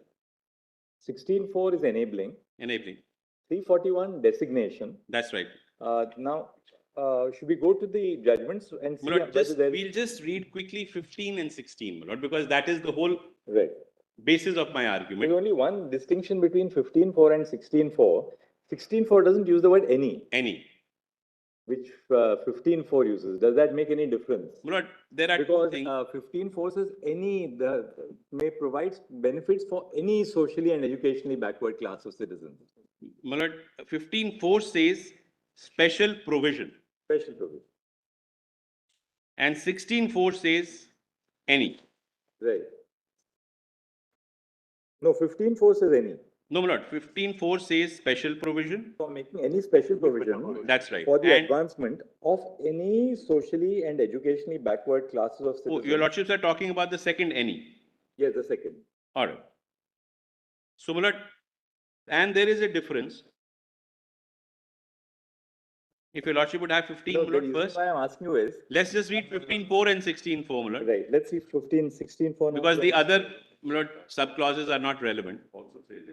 It says nothing in this article or in clause 2 of article 29 shall prevent the state in this case meaning either the center or the state, from making any special provision for advancement of any socially and educationally backward classes of citizens or for the scheduled castes and the scheduled tribes. Now, my lord, the word here could have been anything, because instead of or, the word could have been including. It is not including. So when we see the intent, it means that it distinguishes backward Sorry, I classes. didn't get you. My lord, if your lordship would see the word between backward classes of citizens or for the scheduled castes and scheduled tribes. It can have two meanings. One, that you can make a law exclusively for backward class of citizens or for scheduled castes and scheduled tribes. But in definite form, it, my lord, recognizes the distinction between backward classes and scheduled castes and scheduled tribes, because in 16.4, the deeming inclusion of scheduled castes is there in backward classes. Because this No, go ahead. come after Champakaran, so That's right. maybe Champakaran do rahe hai. he was belonging to scheduled caste. That's right. And that GO was challenged wherein the reservation was provided for The scheduled Madras Geo. Madras GO. They said, and our court said that you cannot have community-based reservations and admission. That's right. So That therefore, was got to be taken away. It should not be what communal. scheduled caste and scheduled tribe is there, but 16(4) was there from inception. That's right. Now, if your lordship would see, You know, the only thing, I mean, nothing will turn on this case, but there's a little issue here. 15(4) says from making any special provision, that means any kind of special provision that's right. for the advancement of any socially and educationally backward class of citizens. That is, the state can pick out any socially and educationally backward class of citizens, because there is no, it's not like a presidential designation here. Or for the scheduled caste and scheduled tribe. Can the state under 15(4) say that I'm going to make a special provision for only these scheduled castes in my state or these scheduled tribes in my state? Or is it bound, if you make that special provision, that it must apply to all scheduled castes and tribes in the state? Mulad, Because any in 15(4) qualifies only the former, especially socially and educationally backward classes of citizens and not scheduled castes and scheduled. that's right. That's right. So as Now far see, as the but- scheduled castes and scheduled tribes are You concerned, must treat them together as one unit. exactly, you may make the provision for all, but as far as the internal, Mulad, that will come in 16(4), where you can limit, extend or reserve within that category. 16(4) is even more clear. Yes, kindly have. 16(4) says, nothing in this article shall prevent the state from making any provision, like there any special provision, any provision for the reservation of appointments or posts in favor of any backward class of citizens. Any backward class? So, any backward class of citizens could include scheduled Scheduled castes castes and scheduled tribes, Mulad. in which case, the state can conceivably say that, well, though these scheduled castes have been designated in my state, in my opinion, out of them, only these are not adequately represented in my services. So, Mulad, this Therefore, recording though of in opinion, Maharashtra, there may be 29. In Maharashtra, there'll be X number of scheduled castes. You can say, in my state, the inadequacy of representation applies only to these. that's right, Therefore, I'm going to make this provision only for only these. for these. But why 16(4) qualifies it, unlike 15(4), a recording of an opinion is necessary. Of inadequacy of representation. Inadequacy of representation, which is not in 15. It's not there in 15. So 16(4) as enacted, Mulad, in fact places a check and balance on the power of the state when exercised, talking of adequacy of representation. So therefore, those 4 checks and So balances, really Mulad, speaking, if you look at your textually, the Punjab legislative measure, which reserves, say, 50% please, Mulad, for these two communities, please, Mulad. Valmikis and Mazhabi Mazhabi Sikhs, Sikhs, yes. can that also not be justified on the ground that in regard to the relative representation amongst the scheduled castes, these two communities are the least represented within That's the right. represented group? That's right, Mulad, that's right. So it can be either or. One, that they continue to be extremely backward, And they continue to be the least represented in the And- services of the state. and which is or- impossible and sustainable Therefore, a more special treatment among the Yes. special treatment. within yes, the. yes, yes, yes. So that's why I qualified it in the beginning that it Because can whether be you have and or. collected Quantifiable data and all is not before us. We are only No. on the broader So context. therefore, of Mulad, children. in scheduled caste, that issue will come up. That issue will come up because when they say backward class, as far as scheduled castes within the backward class is concerned, you cannot apply the test of backwardness. Right, but you still have to. apply the Inadequacy test of inadequacy which you representation, have to apply. yes. 3 tests will still remain. Inadequacy of representation will remain. Then, Mulad, efficiency of services as countered by 335 will remain. And, Mulad, creamy layer, which is a law in Journal- progress. Journal Yes, has applied. Yes, Mulad, that is still work in progress, Mulad. But as it stands today, creamy layer will apply to scheduled castes also. Because within the backward classes, as defined by In the case of the 16(4), scheduled caste, there's a presumption of backwardness. Yes. Which there isn't, which there isn't in the case of the SEBC, especially Mulad, and education, yes. socially and educationally so backward. classes. therefore this debate, Mulad, that when there is a presumption of backwardness, but they have attained the forwardness to sever the umbilical cord which attaches them to the definition of backward classes, will they be excluded from the benefit or not? Nobody is saying they will become descheduled. Scheduled castes, they will remain, but they may not be entitled to the benefits which are under 16(4) to be given only to backward classes. So the moment they become forward enough to declassify themselves as backward classes, they will be disentitled to the benefits which flow from 16 form. Because creamy layer is not a caste-based concept. It is an individual concept. It's an economic concept. It's an economic, educational, or a sociological. It can be either. Could be. Could be either. That the caste has come up socially to a very even platform with the other castes, or educationally, most of them are educated, or economically, 5 families of that caste who shifted to the capital town have risen to an extent where, as your lordship put it, that they have severed the link between backwardness and them. And the moment that link goes, they are disentitled for benefits. Now what next, Mr. Yes, Advocate? my lord. Now your lordships would only have one more, my lord, article, which of course is, my lord, 46 your lordships have seen, my lord, we all know. Then, my lord, 335, which is one of the tests, my lord, which says the claims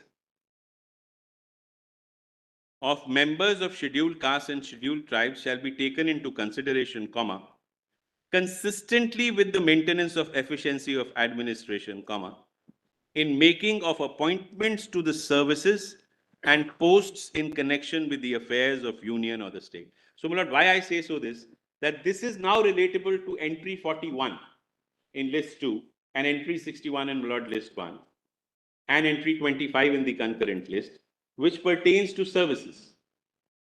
Though I don't, in my humble submission, think that there is any direct contact between the controversy at hand and the exercise of power of legislative or executive intent through those entries. I don't think, my lord, that will detain your lordships. But Chennaiya proceeds on this, that you cannot exercise powers under 41 and 25 being a state, because this would amount to tinkering with the intent of 341. So, my lord, in my humble submission, that argument is misplaced. So I will not dwell on it much. Then your lordship would have, my lord, commission for scheduled castes, which they say that everything has to be routed through them. And then the, my lord, 338A, which is for scheduled tribes. I'm just skipping them, my lord, because they may not be of relevance in this controversy. And 341 we've read, and the lists I've seen. Now, my lord, straight away we can come, my lord, to the judgments.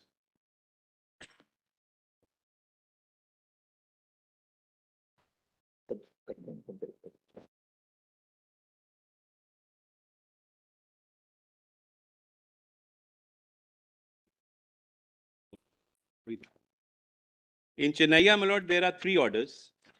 The first, my lord, which I'll read what has come to your lordships, my lord, is the reference order, volume 5, my lord, page Volume 5, there are 3 volumes, 5A, 5B, and page 1400, my lord, the third last bookmark.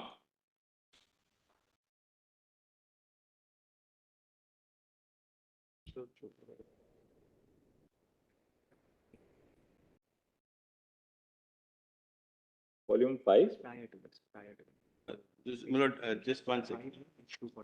My lord, first your lordship would have 5A, my lord, because that is an order prior in time. Roman 5, small a.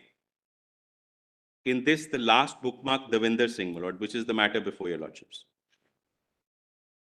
PDF page, would that? Page 247 in volume 5, Roman 5, small a. You don't have to put, even in 5 it is there. 249. Volume 5A, 249. They put it in number.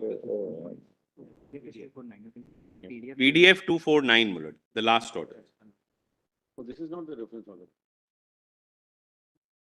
5A 249. That's right.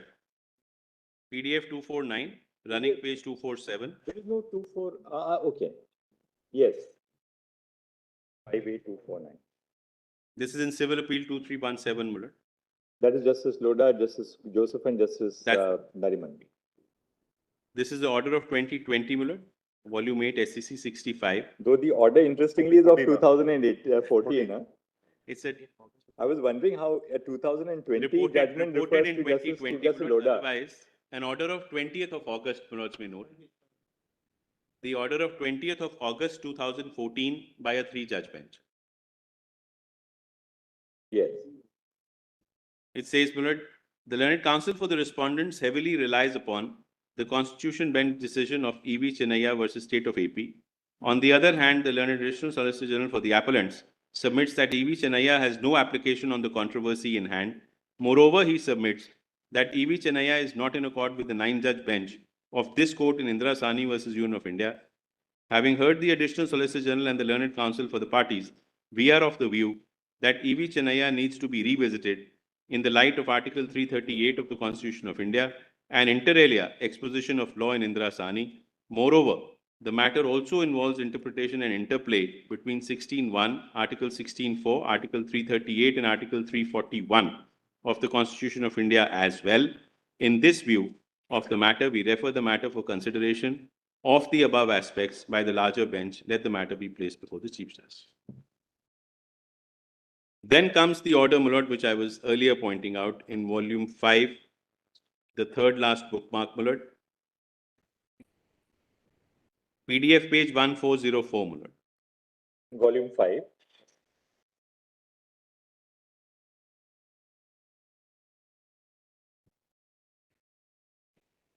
This is, my lord, an order of 27th of August 2020. Volume 5, page? 1404. And in this, my lord, if your lordship would come to the concluding part of the judgment,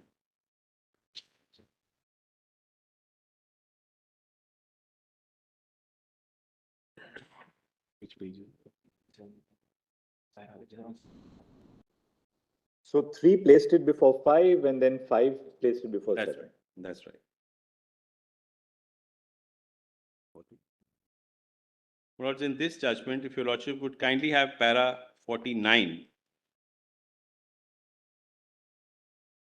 on page 1460.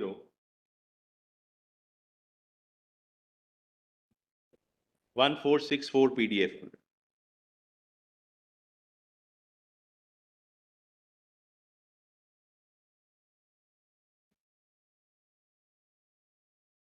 Which is in contra to the earlier finding of Chennaiya, providing a percentage. My lords have it? Providing a percentage.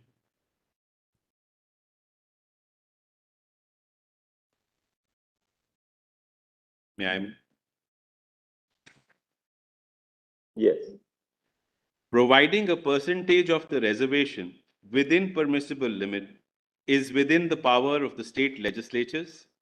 It cannot be deprived of its concomitant power to make reasonable classification within the particular classes of scheduled castes, scheduled tribes, and socially and educationally backward classes without depriving others in the list. To achieve the real purpose of reservation, within constitutional dynamics, needy can always be given benefit. Otherwise, it would mean that inequality is being perpetuated within the class if preferential classification is not made, ensuring benefit to all. The sub-classification is to achieve the very purpose as envisaged in the original classification itself, and based thereupon evolved the very concept of reservation. Whether the sub-classification would be a further extension of principle of the said dynamics is the question to be considered authoritatively by this court. And 52, my lord, they say what exactly is in the mind of the court. The state has competence to grant reservation benefit to the scheduled castes and scheduled tribes in terms of Article 15.4 and 16.4 and also of Article 341.1 and 342.1. It prescribes the extent / percentage of reservation to different classes. The state government can decide the manner and quantum of reservation. As such, the state can also make sub-classification when providing reservation to all scheduled castes in the list based on a rationale that would confirm with the very spirit of Article 14, 15, and 16 of the Constitution providing reservation. The state government cannot tamper with the list. It can neither include nor exclude any caste in the list or make an inquiry whether any synonym exists as held in Milan. And then, my lord, the next paragraph, 51. Coming back, my lord, the scheduled caste. Because of that transient nature of the list, my lord, the scheduled castes as a presidential list are not frozen for all time, and neither they are homogeneous group, as is evident from the vast anthropological and statistical data collected by various commissions. The state law of preferential treatment to a limited extent does not amend the list. It adopts the list as it is. The state law intends to provide reservation for all scheduled castes in a pragmatic manner. Based on statistical data, it distributes the benefits of reservation based on the needs of each scheduled caste. So, my lord, if at all there is an application of mind in 341 for inclusion and exclusion, the application of mind for dissemination of benefits is only under 16.4. Only under 16.4, no other provision.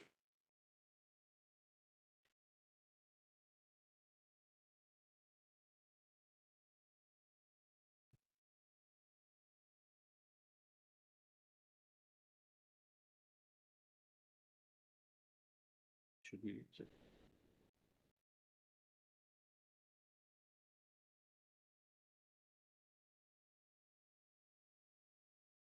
We can go back to Chennaiya and see what weighed with their lordship's mind to give that judgment, and how it has been distinguished, my lord, in Devender Singh reference order.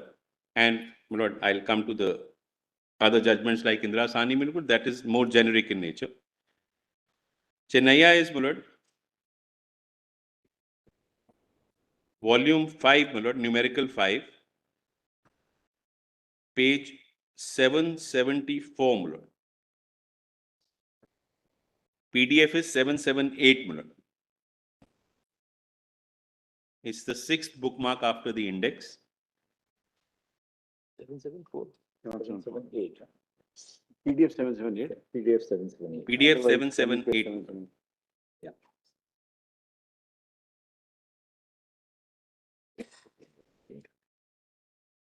My lord, the principal judgment is by Justice N. Santosh Hegde on behalf of himself and Justice Varyava and Justice Singh.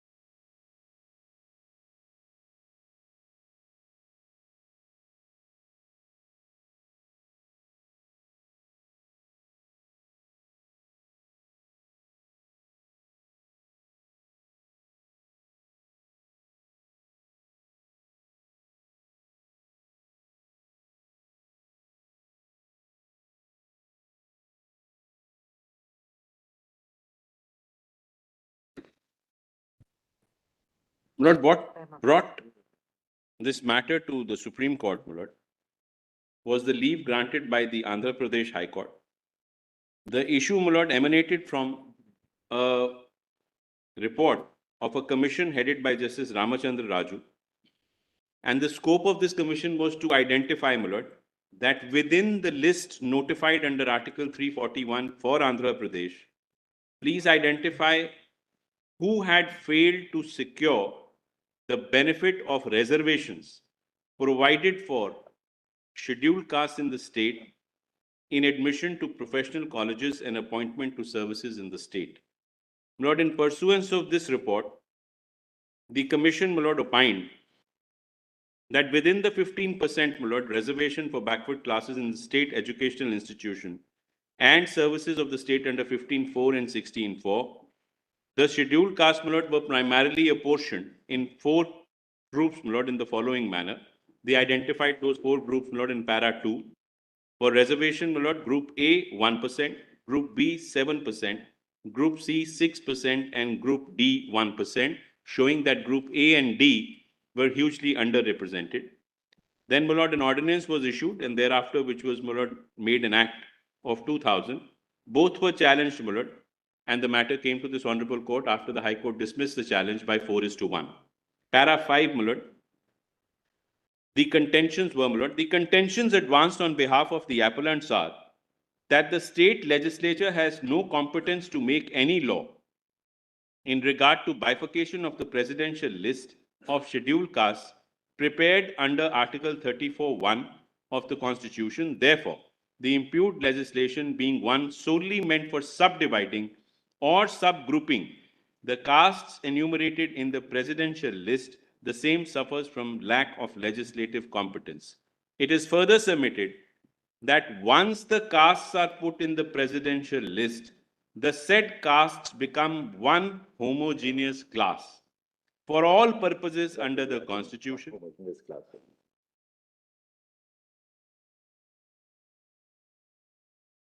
There could be no further division of the said castes in the scheduled list by any act of the state legislature. His further submission was that in the guise of exercising its legislative competence under entry 41 in list 2 or entry 25 of list 3, the state legislature cannot exercise its legislative power so as to make a law tinkering with the presidential list, because the said entries do not permit any law being made in regard to scheduled castes.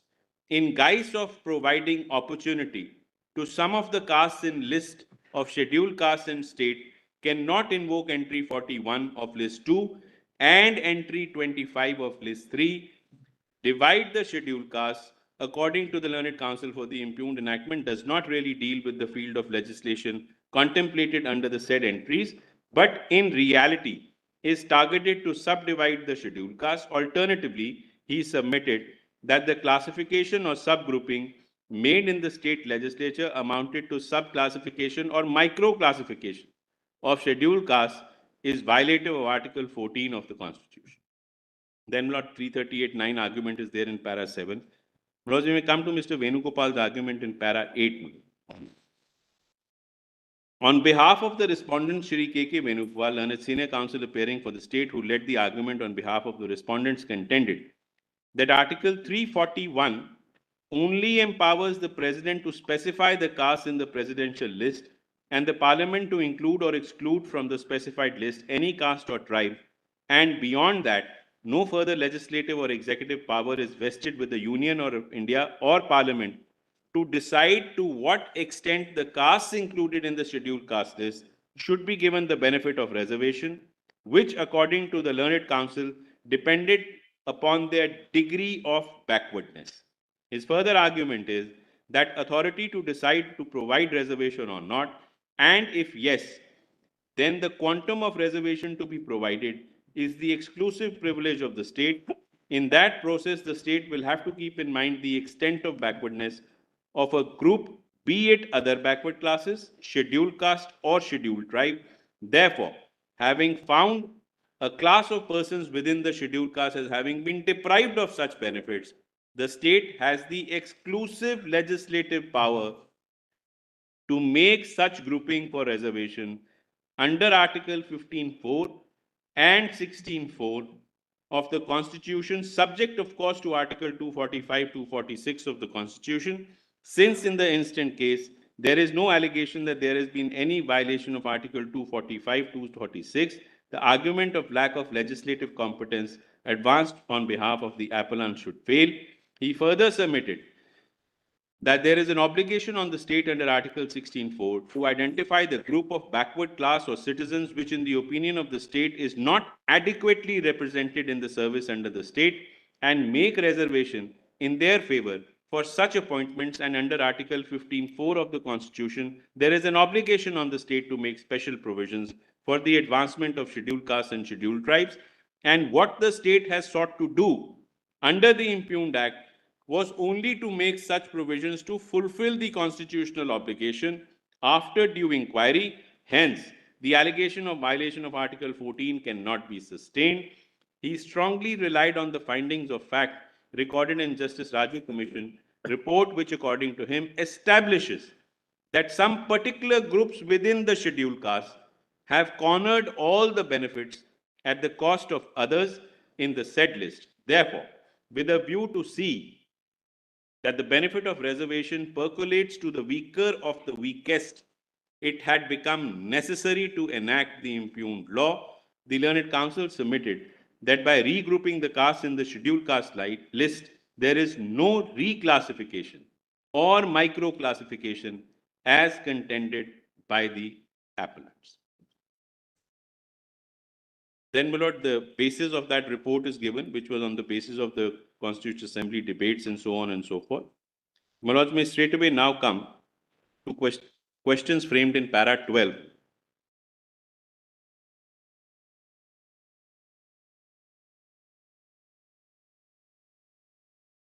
My lords have it? Yes. Whether the impugned act is violative of Article 341(2) of the Constitution of India, whether the impugned enactment is constitutionally invalid for the lack of legislative competence, whether the impugned enactment creates subclassification or micro-classification of scheduled castes so as to violate Article 14 of the Constitution of India. Though my lord touched on fringes, surprisingly, the interplay of 16(4) and 341 was not even framed as a question. Completely dehoards the constitutional power under 15(4) and 16(4).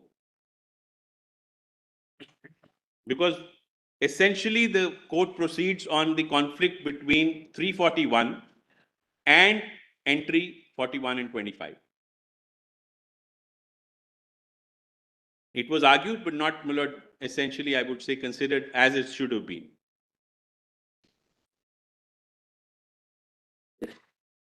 I'll now come to the findings starting from para 13, my lord.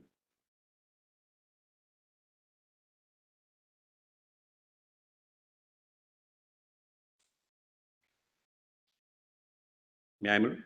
Yes. We will first consider the effect of Article 341 of the Constitution and examine whether the state could, in the guise of providing reservation for the weaker of the weakest, tinker with the presidential list by subdividing the castes mentioned in the presidential list into different groups.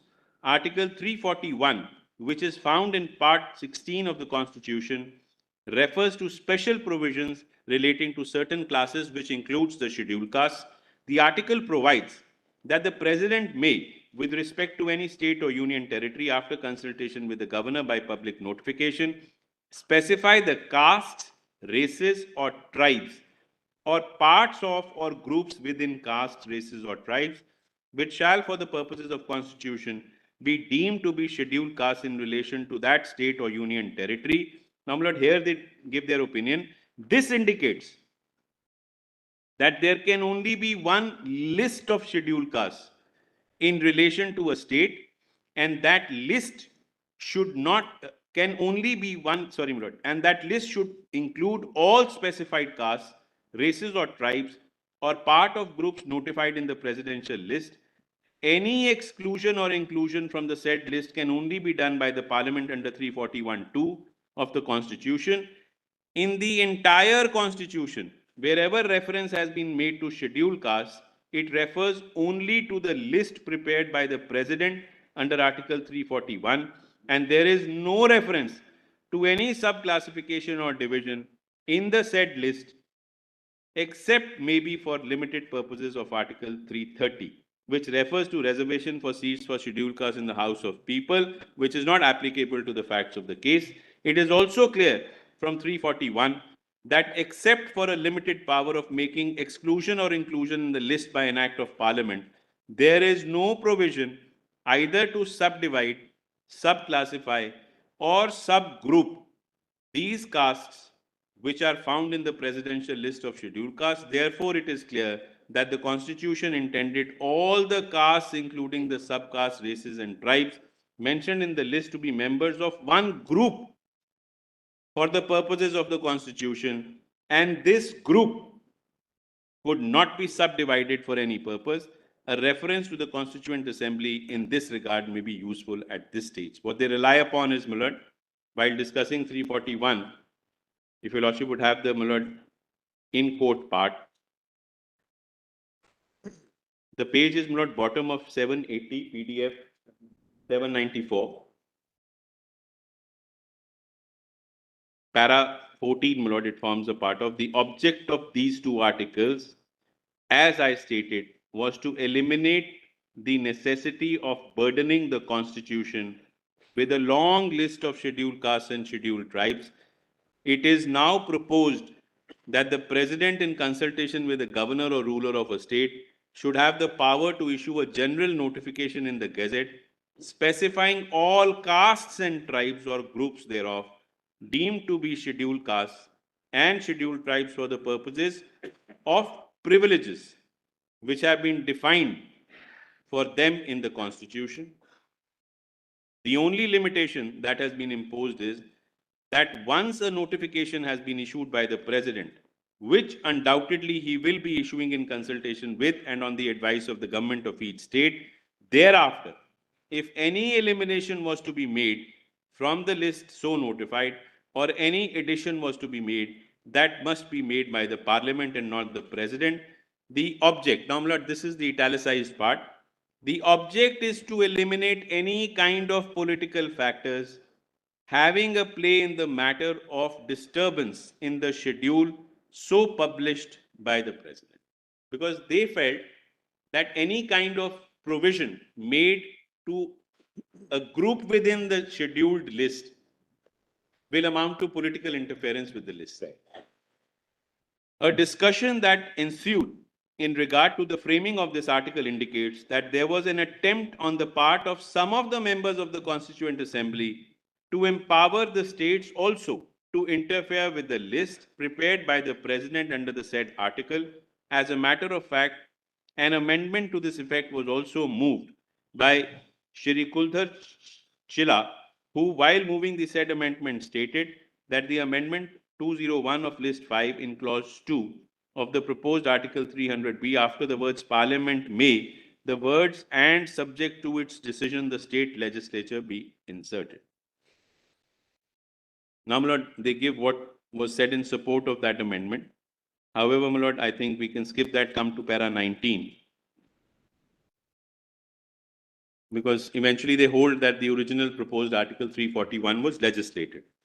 Para 19, my lord, this part of the Constituent Assembly debate, coupled with the fact that article 341 makes it clear that the state legislature or its executive has no power of disturbing, term used by Dr. Ambedkar, quote, the presidential list of scheduled castes for the state. It is also clear that articles in part 16 of the Constitution that power of the state to deal with the scheduled castes is totally absent, except to bear in mind the required maintenance of efficiency of administration in making of appointments, which is found in Article 335.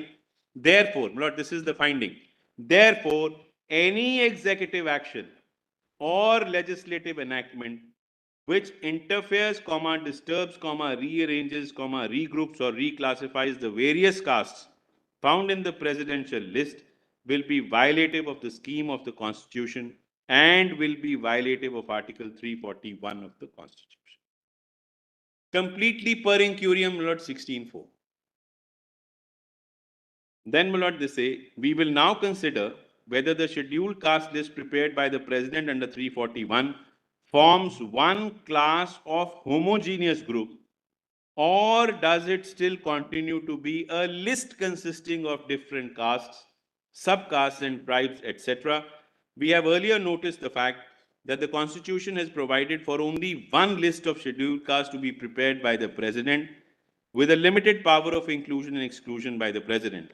The Constitution intended that all castes included in the said schedule would be deemed to be, now they say deemed to be one class of persons. That is nowhere in 341. But arguments have been addressed to the contrary, stating that in spite of the presidential list, these castes continue to hold their birthmark and remain to be separated, and individual castes, though put in one list by the President, it is contention of the respondents that by merely including them in the list by the President, these castes do not become a homogeneous group. Therefore, to fulfill the constitutional obligation of providing an opportunity to these castes, more so to the weaker among them, it is permissible to make classification within the class as was made permissible in this regard to other backward classes by the court in the case of Indrasan. We cannot accept this argument for more than one reasons. Then the second finding comes, not, it cannot be denied that all castes included in the presidential list for a state are deemed to be scheduled castes, which means they form a class by themselves. So, my lord, here, that age-old argument, my lord, and an example comes of a fruit chaat and jam. If the intention of the legislature was make it into a jam once they come into the class, then inclusion, exclusion becomes otiose. No? That means after it becomes a jam, you can't take out the apple from it and leave the peach inside. But if the option has been given to the parliament to keep one and take out the other, it remains a fruit chaat and not a jam. But the court proceeded to make it that once they come in, they all merge into one, birthmarks are lost, which in my humble submission is erroneous interpretation of 341. Then, my lord, Krishna Iyer J, speaking in the same case with reference to the status of castes included in the presidential list, had this to say, quote, we may clear the clog of Article 16.2 as it stems from a confusion about caste and terminology of scheduled castes and scheduled tribes. This latter expression has been defined in Article 341 and 342. A bare reading brings out the quintessential concept that they, as I see there, are no castes in Hindu fold, but an amalgam of castes, races, groups, tribes, communities, or part thereof, found on investigation to be the lowliest and in need of massive state aid and notified as such by the President. Then, my lord, they interpret this comment in para 24. According to Justice Krishna Iyer, though there are no castes, races, groups, tribes, communities, or part thereof in Hinduism, the President on investigation, having found some of the communities within the amalgam as being lowliest and in need of massive state aid, included them in one class called the scheduled castes. The sequitur thereof is that scheduled castes are one class for the purposes of Constitution. Now, instead of recognizing, my lord, that it's a list of different caste groups, parts of groups, they say once you come in, you become a part of a list. That list becomes the homogeneous class. Your contention would be that merely because of their inclusion in the scheduled caste list, they don't, their birthmark is not removed. Absolutely. That still remains. That birthmark will remain because that is the birthmark by which you will eventually be excluded by the parliament, or the benefits to be granted under 16(4) will be to a certain group or groups within that caste. You cannot say that today you are adharmi. The moment you come in the list, this would be a misnomer because that is how the society stands it. The moment you come in the list, you cease being an adharmi, you become a scheduled caste. Can't be. There is nothing called as just a scheduled caste. It's only, my lord, the inclusion in the schedule which makes it in common parlance to be called a scheduled caste. Otherwise, there is no caste known as a scheduled caste. Yes. Then, my lord, 26. Thus, from the scheme of the Constitution, Article 341, and above opinions of this court in N.M. Thomas, it is clear that castes once included in the President list form a class by themselves. If they are one class under the Constitution, any division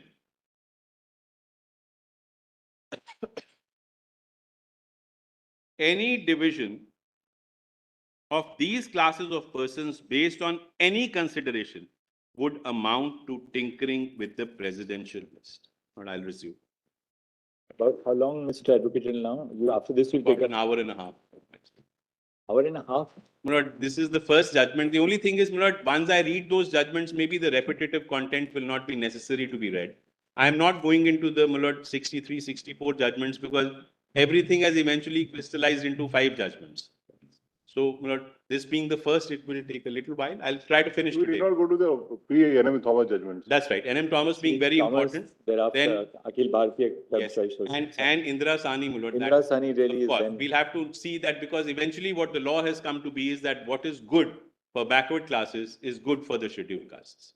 So therefore, that connection will Chinaya have to be. said, well, Indira Sani was cited in Chinaya, but That- they said, well, that is only for OBCs and That's not right. for. That's right. That is the wrong interpretation because it is not. Indira Sani itself makes it clear that we are only putting aside the scheduled caste argument because we are not dealing with So we it. need to just look at that part. That of those Indira Sani. paragraphs. Yes, yes, yes. The Those reference order, in fact, sums up all of this. Yes, they all, like, in fact, extracted the relevant parts of the. paragraphs. Grateful. Come back after lunch.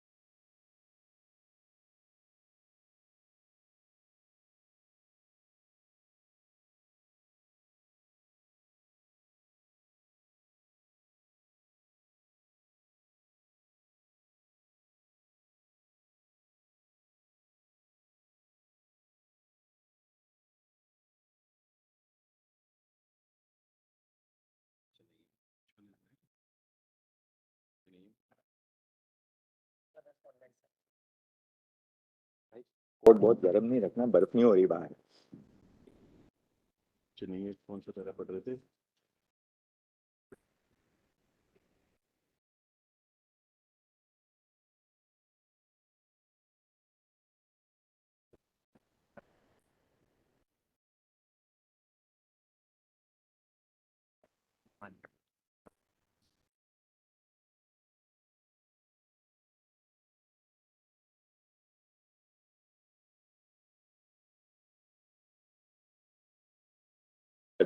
May it please. Now, which is the judgment you want us to see? Lord, I was on Chennaiya, my lord, which is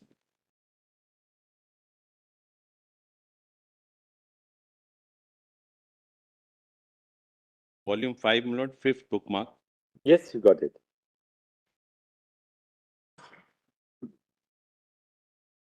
The theme is the same, actually, you know, that they say that subclassification, which is permitted in Indrasani for OBCs, is not permissible for SCs because they say it's one homogeneous class. That's right. And therefore, once Parliament has designated certain castes or tribes or races as scheduled castes, you cannot further subgroup, subclassify. They use that expression, right? Subdivide, subclassify, or subgroup. That's the theory, really. One is that. And your contention is that Parliament's power to designate is very different from the state's power to implement reservations under 16.4. And they have not then, therefore, had due regard to the ambit of Article 16.4. I think that is your submission. That's the issue of identification, and this is the issue of implementation. Implementation. That's right. They are not considered the interplay between 16.4 That's right. and 341. None at all, my lord. In fact, argued by Lord Mr. Venugopal, but not considered at all. So Article 341 is all about designation. Identification, About identification. stroke inclusion and exclusion of caste, my lord. Inclusion or exclusion.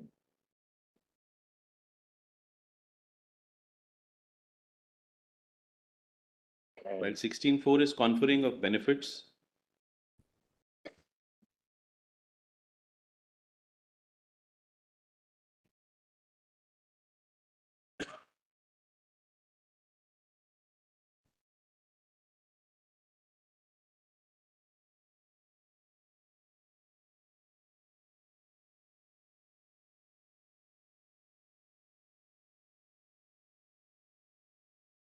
on those who are not adequately represented in services.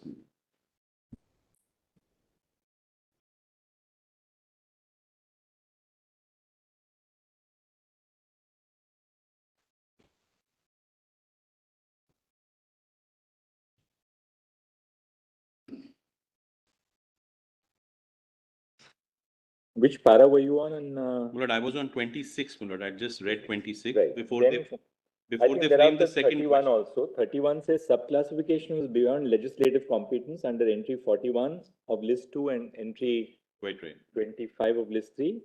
Then para 38, they say subclassification which is permitted in Indrasani for OBCs is not permissible for SCs who form one class.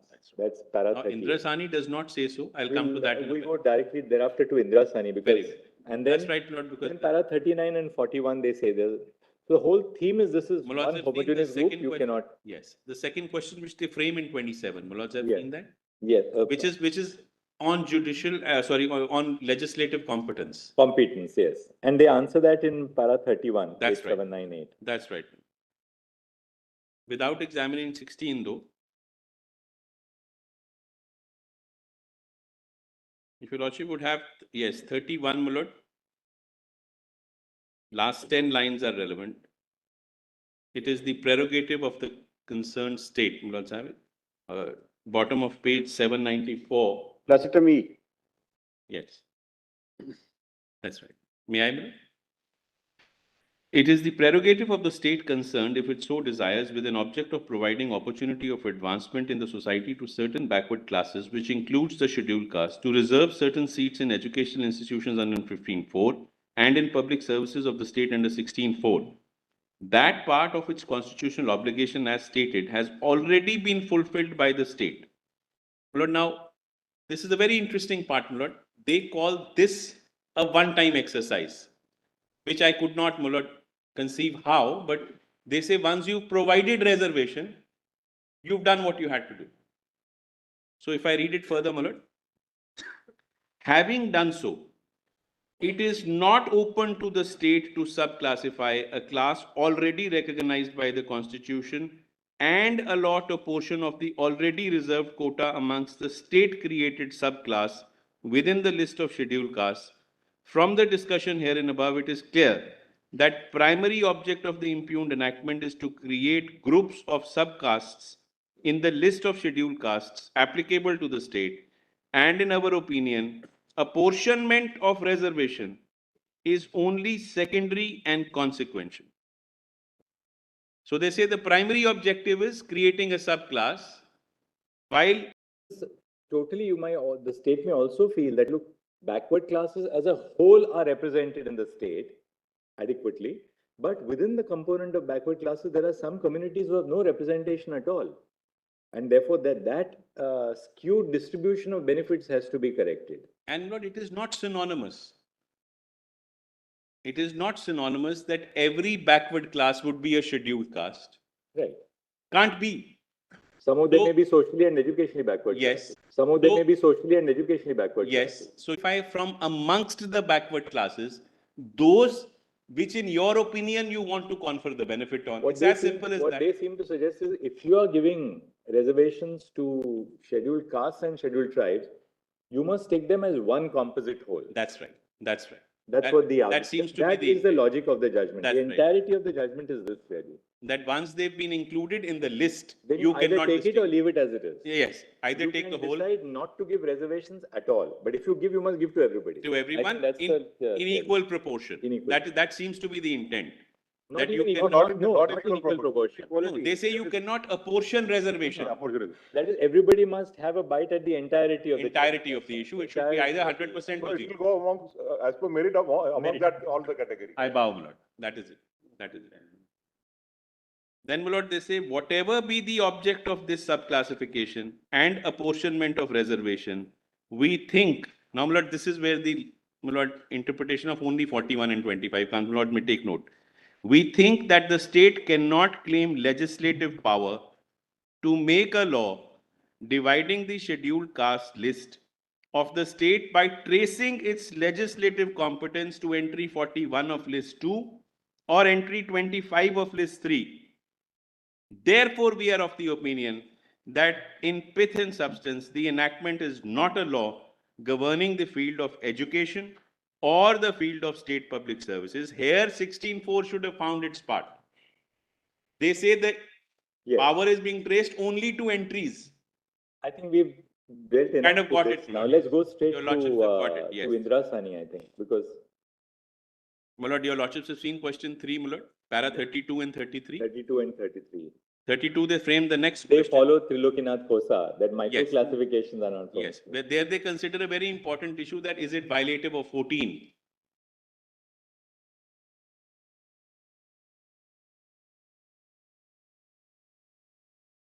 They say that whether it would stand the test of Article 14, then, my lord, considering Khosa's judgment, There actually Kosa, if you see page 416, what happened was, Classitum B, that's right. if in this case the government had prescribed that only those degree holders who had secured over 70% marks could become chief engineers, and those with 60% alone would be eligible be SEs, or that foreign degrees would be preferred, we would have unnecessarily avoided.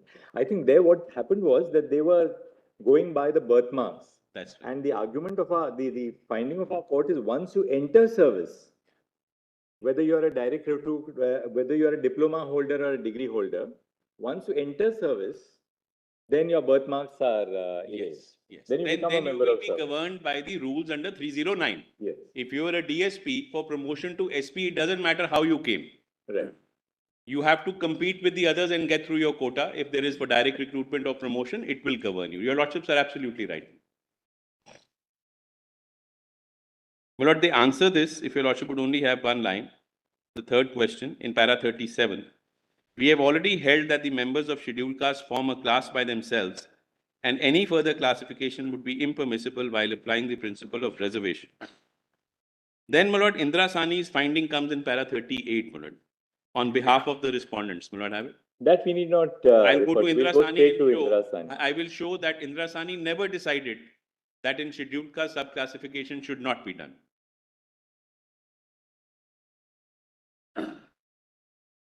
Then more backwardness, end of para 41. The thing is, we may read only one sentence there, Placitum D, because that very judgment itself has specifically held that subdivision of other backward classes is not applicable to scheduled castes and scheduled tribes. It has not. That is what I will show. We just, that That part is what I'll we show. Just see Yes. Indra Sani. Yes. For other purposes, it has deliberated, but for this purpose, it has never held it. Para 41, your lordships have seen, my lord. Class as a whole. That's right. With last 5 lines, they say that I it is think that we difficult can leave to. it there. I think it's the same now. I think so. Same thing. Justice Sema's judgment is on the same lines, my lord, than Justice Sinha's judgment concurring. Mr. Advocate General, as Mr. Shankar Narayan said in the morning, the reference order of just penned by Justice Arun Mishra That's right. contains now an elaborate extraction of all the judgments in Indra Sani. So maybe we can go directly to the reference orders. We'll find everything at one place. Everything would be there, yes. We don't flip pages then.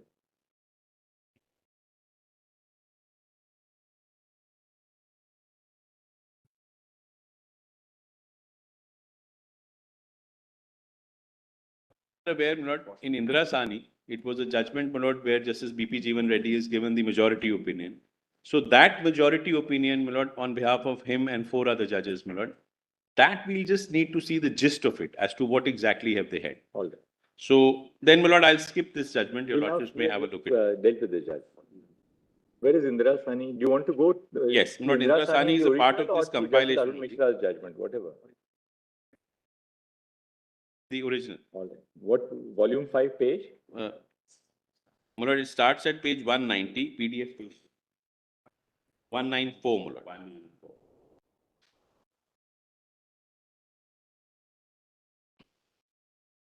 Let me just say at the outset, my lord, the exceptions which they talk of are only on 2 issues. One is on presumption of backwardness, which they opine on, and then creamy layer. These 2, your lordships may note, they do not opine on subclassification.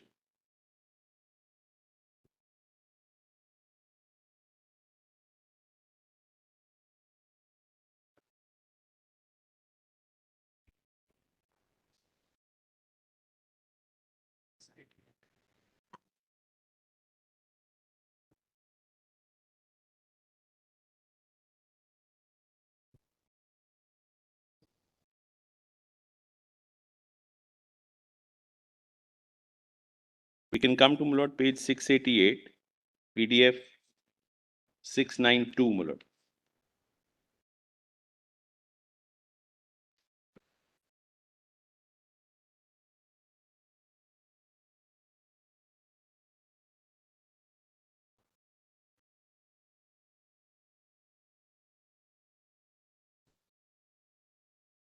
Yes.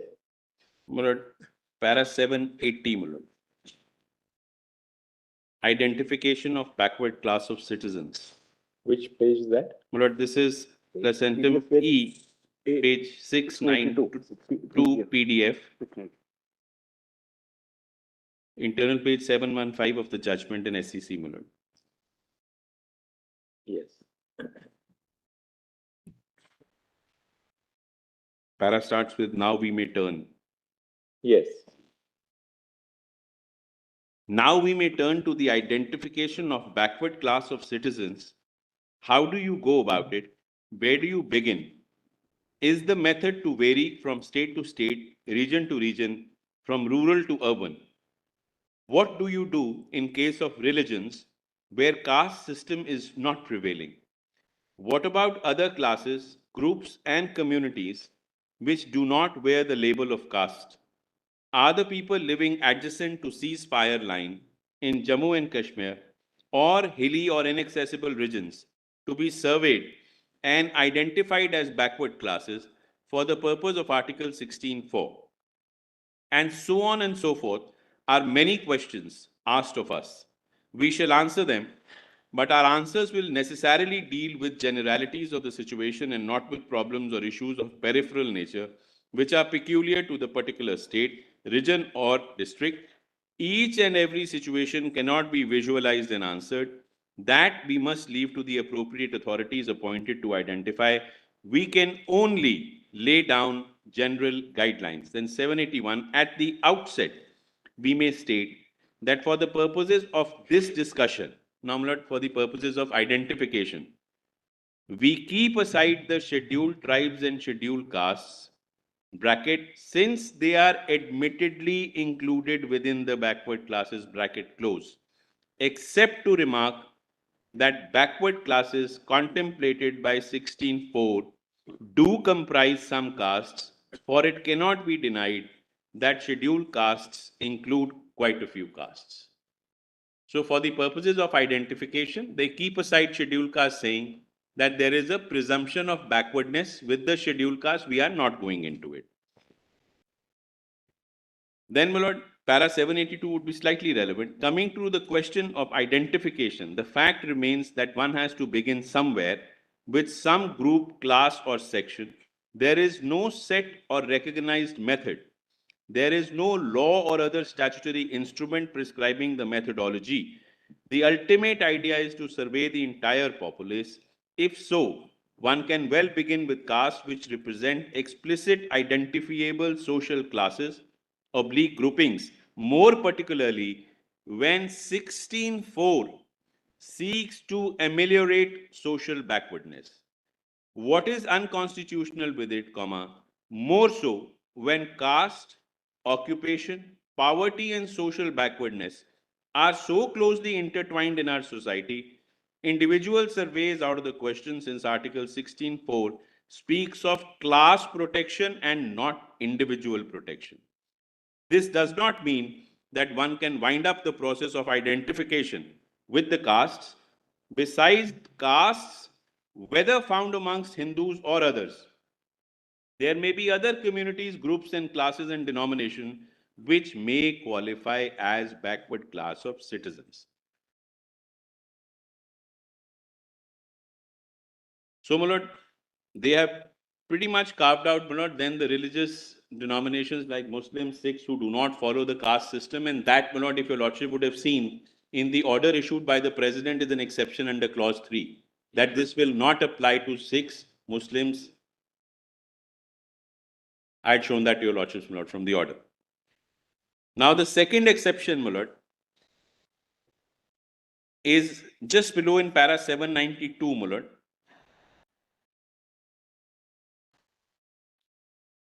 It starts from, my lord, running page 695, para 790, PDF 699, my lord.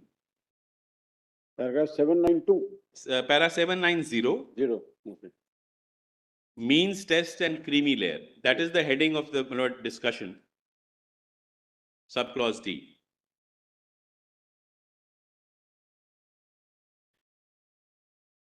Means test in this discussion, my lords have it, signifies imposition of an income limit for the purpose of excluding persons from backward class whose income is above the said limit. This submission is very often referred to as the creamy layer argument.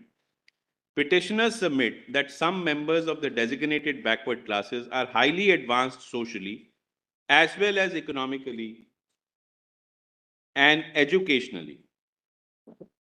So, my lord, they are talking about what is the creamy layer principle, and in 792 on page 697,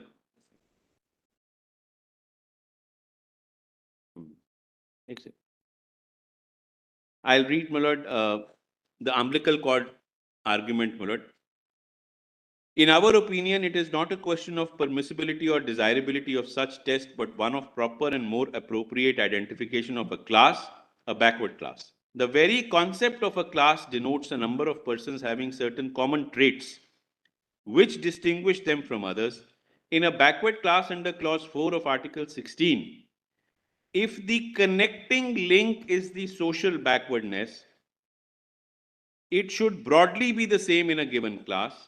If Some of the members are far too advanced socially, which in the context necessarily means economically and may also mean educationally.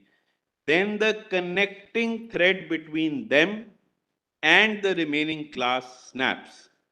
The connecting thread between, they would be misfits in the class. After excluding them alone, would the class be a compact class? In fact, such excluding them alone, such exclusion benefits the truly backward. Difficulty, however, lies in drawing the line. How and where to draw the line? For while drawing the line, it should be ensured that it does not result in taking away with one hand what it gives by the other. The basis of exclusion should not be merely economic, unless, of course, the economic advancement is so high that it necessarily means social advancement. Let us illustrate the point. A member of backward class, say a member of a carpenter caste, goes to Middle East and works there as a carpenter. If you take his annual income in rupees, it would be fairly high from the Indian standard. Is he to be excluded from the backward class? Are his children in India to be deprived of the benefit of 16.4? Situation may, however, be different. If he rises so high economically as to become, say, a factory owner himself, in such a situation, his social status also rises. He himself would be in a position to provide employment to others. So, my lord, they are going on a very subjective satisfaction of at which stage the cord between backwardness and the individual breaks.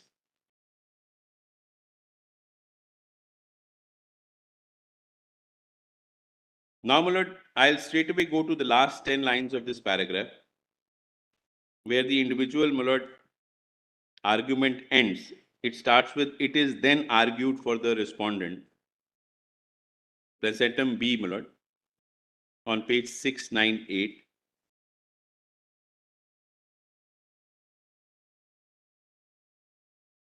May I, my lord? It is then argued. It is then argued for the respondents that one swallow does not make the summer, and that merely because a few members of the caste or class become socially advanced, the class or caste as such does not cease to be backward.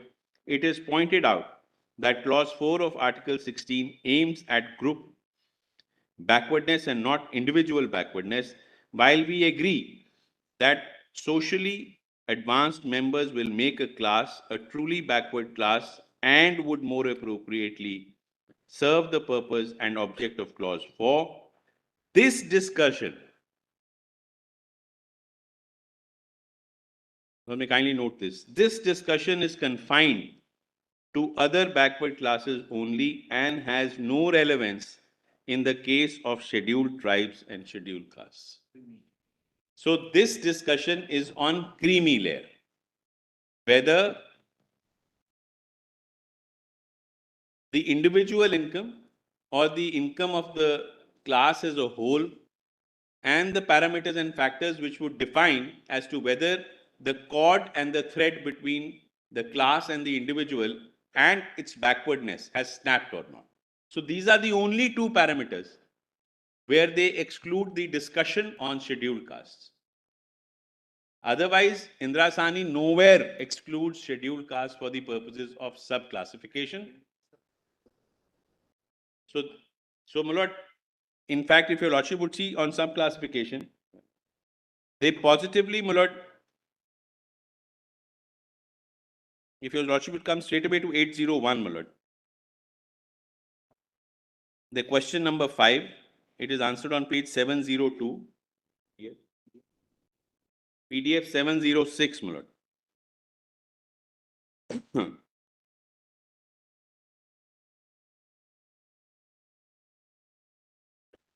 Where the question is framed whether backward classes can be further divided into backward and more backward categories. My lords have it? Yes. And this backward, my lord, includes SC/ST, because they say in Balaji it was held that subclassification made by order between backward classes and more backward classes does not appear to be justified under Article 15.4. Article 15.4 authorizes special provisions being made for the really backward classes. In introducing two categories of backward classes, what the impugned order in substance purports to do is to devise measures for the benefit of all the classes of citizens who are less advanced compared to the most advanced classes in the state. And that, in our opinion, is not the scope of 15(4). The result of method adopted by the impugned order is that nearly 90% of the population of the state is treated as backward, and that illustrates how the order in fact divides the population of the state into most advanced and the rest, and puts latter into two categories of backward and more backward. The classification of the two categories therefore is not warranted by Article 15(4). This is quote from Balaji. Then they hold the correctness of this holding is questioned before us by the counsel for the respondents. It is submitted that in principle there is no justification for the said holding. It is submitted that even among backward classes, there are some who are more backward than the others, and that the backwardness is not and cannot be uniform throughout the country, nor even within the state. In support of this contention, the respondents rely upon observation of Chinnappa Reddy J. in Vasant Kumar, where the learned judge said, "We do not see why on principle there cannot be classification into backward classes and more backward classes. If both classes are not merely a little behind, but far behind the most advanced classes, in fact, such a classification would be necessarily help the more backward classes. Otherwise, those of the backward classes who might be a little more advanced than the more backward classes might walk away with all the seats." Then in para 802, they say, "We are of the opinion that there is no constitutional or legal bar." This was a specific question which fell from your lordships.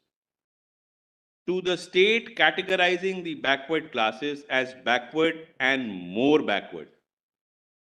We are not saying that it ought to be done. We are concerned with the question, if the state makes such categorization, whether it would be invalid. We think not." Then they give the example of Mandal Commission, which may not be so relevant.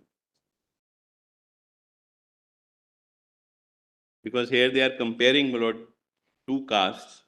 Like in Andhra Pradesh, they are comparing goldsmiths and bades, who are stone cutters, to be a part of the backward class. But goldsmiths will always be more affluent than the stone cutters, So there, if a distinguishing factor is made between both of these, there is a rationale which is supported. Basically, the issue is that that exercise, as and when done, has to be taken to be whether it is done with the object sought to be achieved in mind, whether it is a reasonable classification or not. Now, 803, my lords, may I have? There is another way of looking at this issue. Article 16(4) recognizes only one class, which backward class of citizens does not speak separately of scheduled castes and scheduled tribes, as does Article 15(4). Even so, it is beyond controversy that scheduled castes and scheduled tribes are also included in the expression backward class of citizens, and that separate reservations can be provided in their favor. It is well accepted phenomena throughout the country. What is the logic behind it? It is that if scheduled castes and scheduled tribes and other backward classes are lumped together, OBCs will take away all the vacancies, leaving scheduled castes and scheduled tribes high and dry. The same logic also warrants categorization as between the more backward and backward. We do not mean to say, we may reiterate, that this should be done. There's a little confusion over here. Does that really apply to a subclassification of the scheduled castes and tribes, or is it really referring to only the subclassification of the OBCs, other than the... My submission would be both. Because as your I lordship don't know correctly actually said, whether that may not be a correct reading of Indira Sani actually. my lords in fact said that what is the logic? If you Because use, the reservation of OBC is only for consideration. The issue was with regard to reservation of OBCs. Therefore, That's they it. said right upfront that we are leaving aside the issue of SCs and STs, yeah. They leave that aside only on two issues, not creamy layer and identification of backwardness. When they discuss backward within the backward, they do not say we are not talking about scheduled castes. It appears that that whole discussion in the context of the socially and educationally backward classes, the OBCs really. My lord, whether or not it's a positive mandate, I leave it to your lordships to decide, because this judgment would most certainly be binding upon all of us. The only thing is there is no bar. They clearly and That's a categorically separate say- argument altogether, but to say that this expressly recognizes that there can be a subclassification among scheduled castes may not be, that was not the issue really that they dealt with. Not really, but it recognizes the logic. If there is a gap between the disadvantaged and the most disadvantaged, it's a reason enough for classification. That is a rational criteria. That's what Indira Sani holds, that backward and more backward is a rational criteria. And it is permissible in law. It's permissible in law. Also, nothing in law bars it. Nothing in law prohibits it. So if the state, that is what I said in the beginning, there's no mandate to do it. But if the state chooses to do it, there's nothing against it. The question is already answered here. That's right. What remains, That's right. end of the matter. 9 judges have decided. Yeah, it's binding on us. Then, my lord, we can straight away come to Nagaraj, my lord, or Thomas. Thomas. Because that is, my lord, a judgment which is very clear and categoric. And an emphatic reiteration of the principle.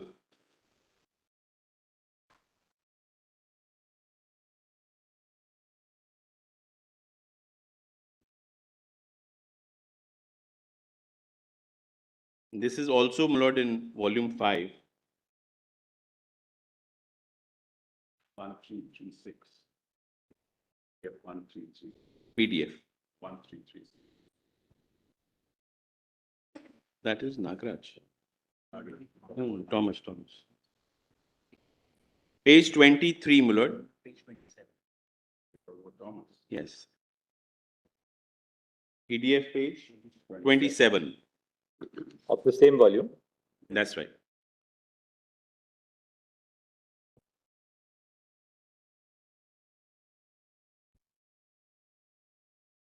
This is No, Kapadia. this was a 7-judge bench which was considering. So 20, that is Thomas. Thomas. Yes, Thomas. Yes, 1976 to SEC 7.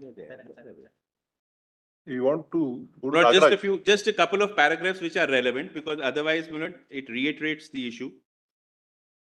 Because it talks specifically of 16.1 and 16.4 interplay, my lord.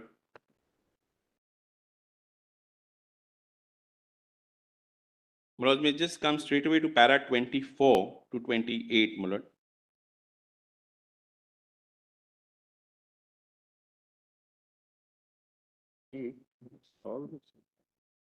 Para 24 is on page.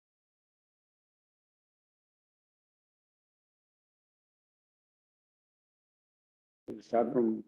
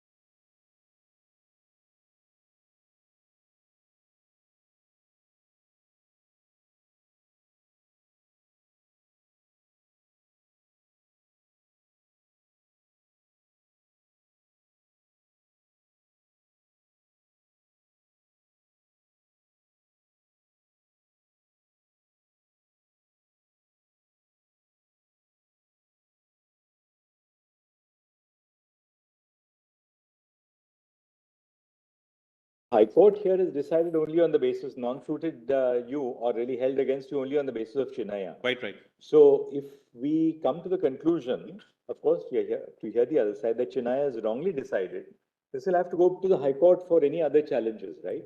Any other challenges which are there to the statute. Otherwise, we will be deciding issues like adequate representation, whatever Otherwise- other challenges there are. Lord, what I can also suggest is that once your lordship set aside that judgment on the basis that Chennai itself We has can been send set it to 3 aside judges. and leave the question of law open, my lord. If somebody challenges in a flesh litigation, we will deal with it. My lord. But What were the challenges there before the High Court? Primarily this, my lord, that there's a 5-judge bench Other which than is that, there already was there. no ground. No fresh grounds were No taken. to ground for challenge. judicial review. The grounds were same which were otherwise reiterated in Chennai. the original petitioners before the High Court are represented here. Yes, yes. So we'll see what is the nature of their challenge. Yes, If yes. Chinaya was the fundamental Only challenge. basis of the petition, then we can conclude it here, one Yes. way or the other after hearing. That's what I'm saying. And then if somebody else wants to challenge it, file a petition there. Why should we? Moroj may grant them the liberty if any additional issues arise other than Chennai. I'm sure, my lord, there's no bar in challenging them because that would be a fresh challenge. Unless they say they have raised other valid challenges which For were which- not adjudicated, then we have to restore the petition there. For which they would want to revive their petition. Yes, Modi. That's right. Because one thing is clear, the High Court has gone only Only on on that Chinaya. issue. That's right. The other way is that we restore it to a 2-judge bench. 2-judge bench will decide all the other questions, but they lose the right, one person loses the right of appeal then, Go back to the High Court. There was no challenge with regard to quantifiable data and all that. No, my lord, not to my knowledge unless they. Lord, there can't be because in Punjab, scheduled caste are 38%, my lord. And the reservation is only 25%. So, there can't be quantifiable data to that extent, my lord. Why? Why? That is in the statute, my lord, 25% in direct recruitment. No, but there And- could be at least, look, there would be data at 2 levels. One, are the scheduled castes as a group in Punjab adequately represented in the services of the state? That's one. 2, within the group of scheduled castes, is there, not proportionate, but is there a fair representation to the Mazhabi Sikhs and the Balmikis? Because With- government with may have respect- data on that. They would have collected data. My lord, if Obviously, the without that, they won't have come up with this population correlation legislation. is there, that has to be 38%, my lord. 27 departments.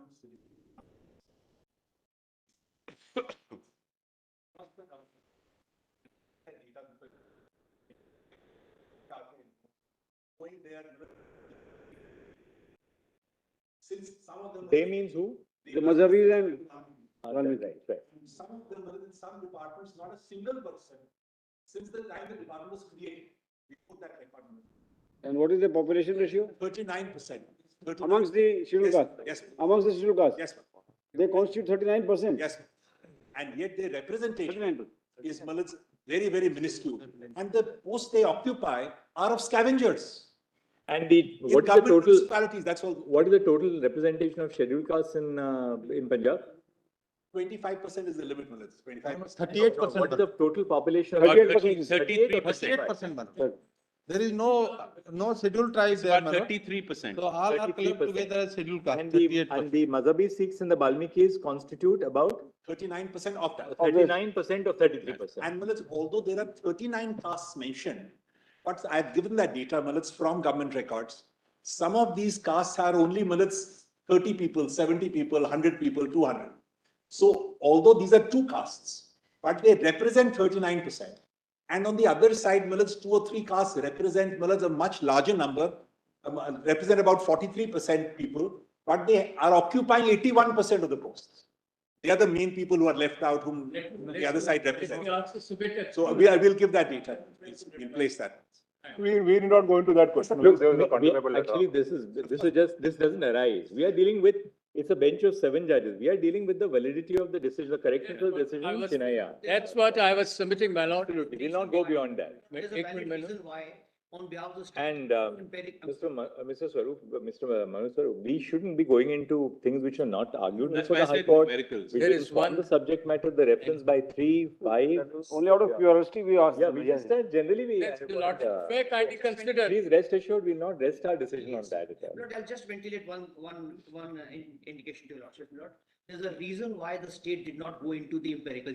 The Learned Advocate General said twice that I'm not going into that, for the reason that other people may have different data as they are monitoring.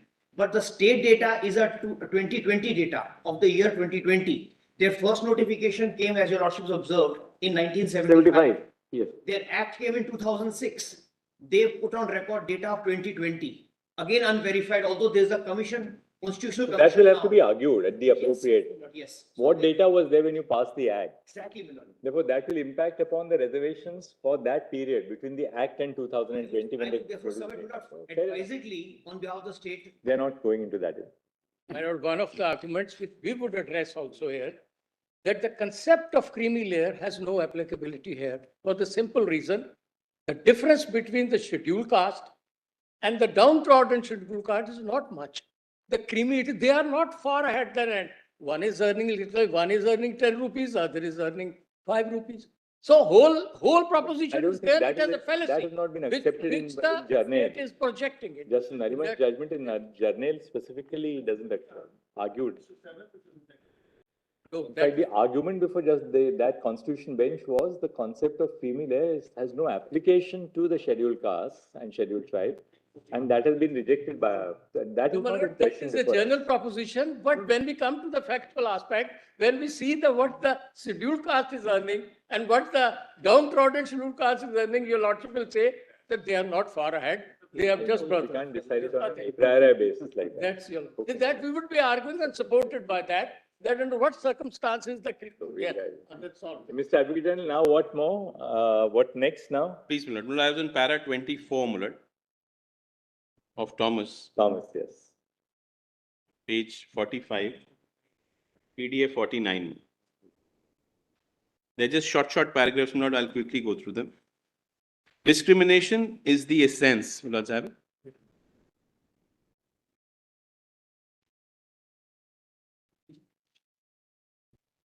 Yes. This is Justice Ray's, Milord, opinion.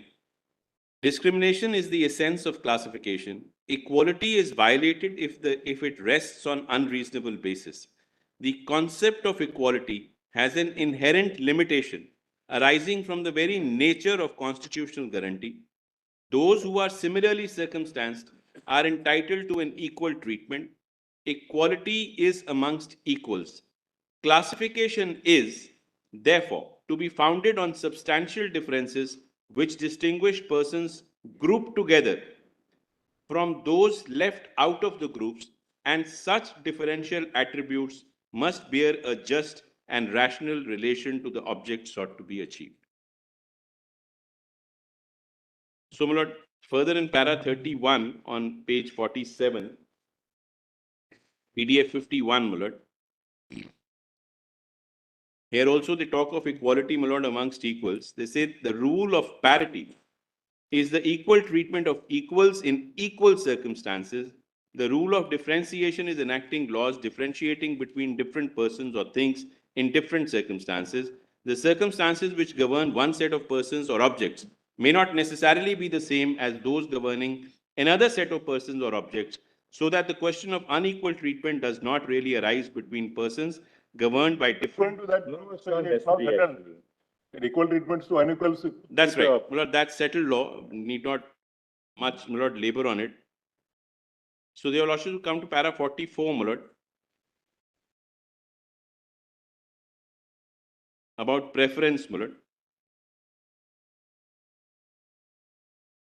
PDF 54, our constitution. Our constitution aims at equality of status and opportunity for all citizens, including those who are socially, economically, and educationally backward. The claims of members of backward classes require adequate representation in legislative and executive bodies. If members of scheduled castes and tribes, who are said by this court to be backward classes, can maintain minimum necessary requirement of administrative efficiency, not only representation, but also preference may be given to them to enforce equality and to eliminate inequality. Article 15.4 and 16.4 bring out the position of backward class to merit equality. Special provisions are to be made for advancement of backward classes and reservations of appointment and post for them to secure adequate representation. These provisions will bring out the content of equality guaranteed by Article 14, 15.1 and 16.1.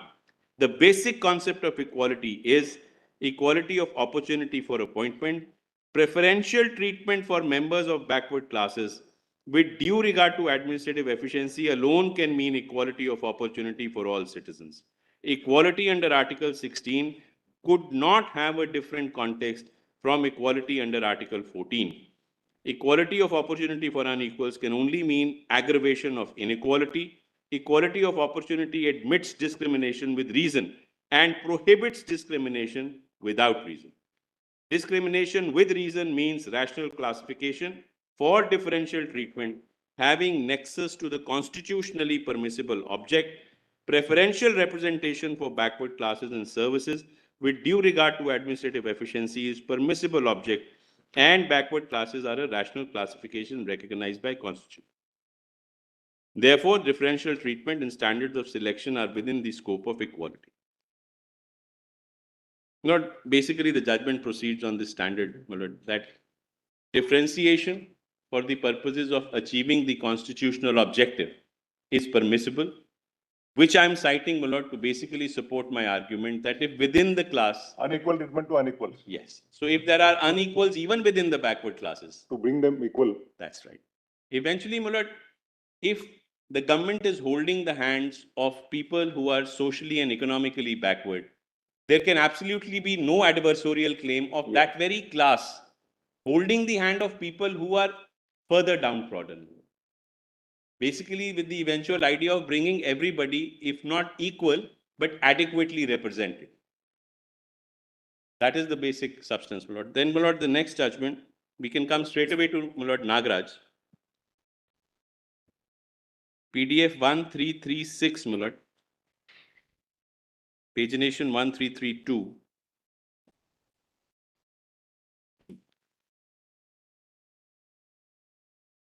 One. 1336, my lord, PDF. Here, my lord, the subclassification was discussed and upheld. Pertaining specifically to scheduled castes and scheduled tribes, my lord, the main judgment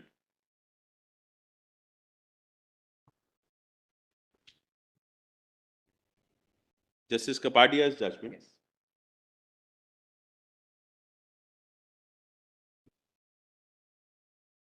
Well, may I kindly have page 1398 straight away, my lord. PDF.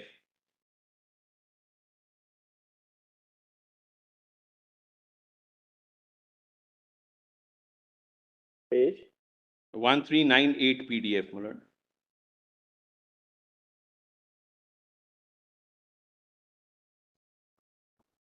Here, my lord, Indra Sani, as your lordships were, my lord, wanting to clarify, that is discussed as to on what purposes and what is the further interpretation given. May I, my lord? Yes. In Indra Sani, the equality which was protected by the rule of 50% was by balancing the rights of general category vis-a-vis the rights of BCs and block consisting of OBCs, SCs and STs. On the other hand, in the present case, the question which we are required to answer is whether within the egalitarian equality indicated by Article 16.4, the subclassification in favor of SCs and STs is a principle constitutionally valid. So this is specifically framed as a question. Article 16.4a is inspired by the observations in Indra Sani by the paras 802 and 803, in which this court has unequivocally observed that in order to avoid lumping of OBCs, SCs and STs, which would make OBCs take away all the vacancies, leaving SCs and STs high and dry, the state concerned was entitled to categorize and subclassify SCs and STs on one hand vis-a-vis OBCs on the other hand, my lord, then 802 and 803 are reproduced. Then 115, my lords, may have. Therefore, while judging the width and ambit of 16.4a, we must ascertain whether sub-classification is permissible under the Constitution. The sub-classification between OBCs on one hand and SCs and STs on the other is held to be constitutionally permissible in Indira Sani. In the said judgment, it has been held that state could make such sub-classification with SCs and STs vis-a-vis OBCs. It refers to sub-classification within the egalitarian equality, Vide para 802 and 803. Therefore, Article 16.4a follows the line suggested by this court in Indira Sani. In Indira Sani, on the other hand, Vide para 829, this court has struck a balance between formal equality and egalitarian equality by laying down the rule of 50% ceiling limit for entire BCs as a class apart vis-a-vis GC. Therefore, in our view, equality is a concept is retained even under Article 16.4a, which is carved out of Article 16.4. As stated above, Article 14 enables classification. A classification must be founded on intelligible differentia, which distinguishes those who are grouped together from the others. The differentia must have a rational relation to the object sought to be achieved by law under challenge. In Indira Sani, an opinion was expressed by this court, Vide 802, that there is no constitutional or legal bar to making of classification. Under 16.4b is also an enabling provision. It seeks to make classification on the basis of differentia between current vacancies and carry forward vacancies. In case of Article 16.4b, we must keep in mind that following the judgment in R.K. Sabharwal, the concept of post-based roster is introduced. Consequently, specific slots for OBCs, SCs, and STs, as well as GC, have to be maintained in the roster.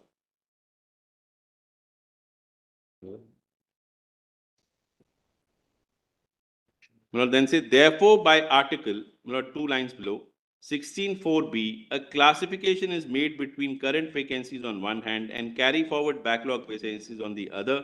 Article 16.4b is a direct consequence of the judgment of this court in R.K. Sabharwal, by which the concept of post-based roster is introduced. Therefore, in our view, 16.4a and 16.4b form a composite part of the scheme envisaged. Therefore, in our view, Articles so together form a part of the same scheme. As stated above, 16.4a, 16.4b, both inspired by observations of the Supreme Court in Indira Sani and R.K. Sabharwal, they have nexus with Articles 17 and 46 of the Constitution. Therefore, we uphold the classification envisaged by Article 16.4a and 16.4b. The impugned constitutional amendments, therefore, do not obliterate equality.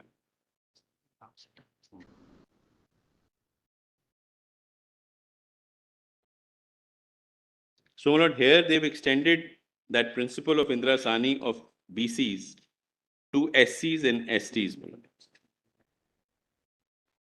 Can I take your lordships to 16.4a and 4b, my lord, just for the sake of reference?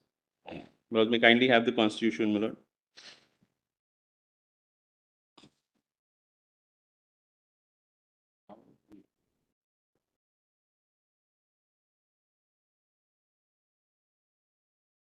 For A reads, my lord.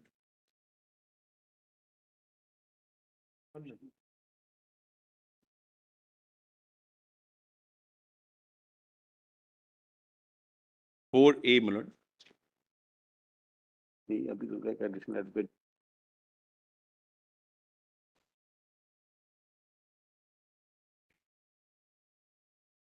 Nothing in this article shall prevent the state from making any provision for reservation in matters of promotion with consequential seniority to any class or classes of posts and services under the state in favor of scheduled castes and scheduled tribes, which in the opinion of the state are not adequately represented in the services under the state. So, my lord, here specifically, the state is endowed with the power to make reservations in promotion. To make reservations for scheduled castes and scheduled tribes, which in the opinion of the state are not adequately represented. Not backward classes, Even within the scheduled caste and That scheduled too tribes. not adequately represented. There is Yes. therefore quantifiable data. Yes. So therefore, my lord, in scheduled caste also, there may be some which are adequately represented, some which may not be totally adequately represented. So they can be carved out under 4A and then, my lord, for consequential seniority under 4B. Now, which other judgment are we done now? Yes, my lord, Nagraj is done, my lord. We can come straight away to Devender, my lord, now, which your lordship was saying is the latter reference order, my lord. This is Arun Mishra. Yes, which is 2010. Which page?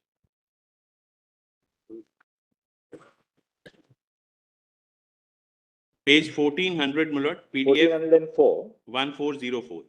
2028 SCC, page 1. That's right. But now you have taken us through the basic judgment. You don't have to go through the reference. That's order. right. I think this discusses everything in detail, my lord. I'll Yes. just come to the relevant parts of it. It basically extracts all the judgments. My lord, may come straight away to my lord, page 1416, which is 1420 PDF, my lord.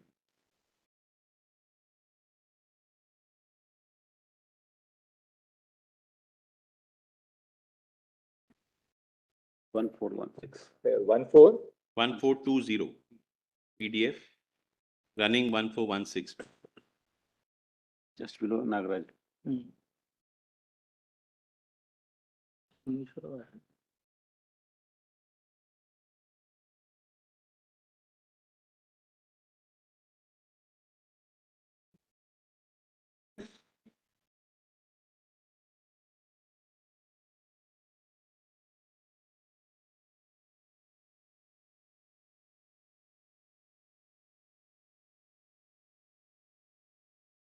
The opinion of Justice Arun Mishra, this was a unanimous verdict, my lord. It's authored by him. A bench of 3 judges. May I, my lord? Bench of 5. 5. This is 5. Reference by 3, That's right, my lord. Reference by 3. decided by 5. That's right.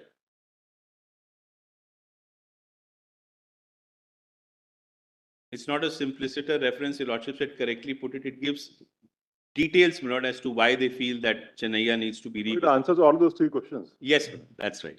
That's right. They made recorded all your arguments here. Exactly, my lord. And held in your favor. That benefit I surely had, my lord.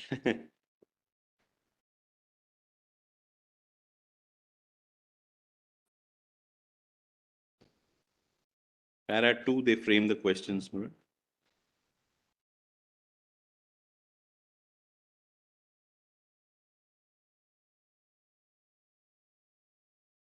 See, para 35 at page 1458.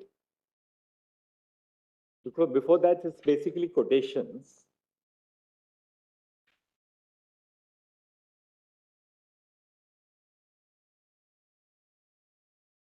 Then have your lordship seen para 7, my lord, where the submissions are noted and then the conclusions? Or we can come straight away to the findings, my lord. Yeah, we can go straight to the finding.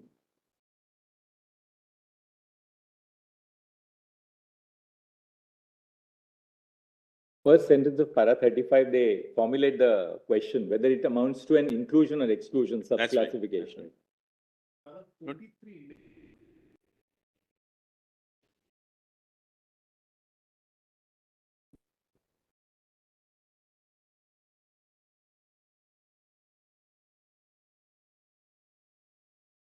In fact, not a reference is made to Justice Sinha's opinion from Chennaiya in para 20.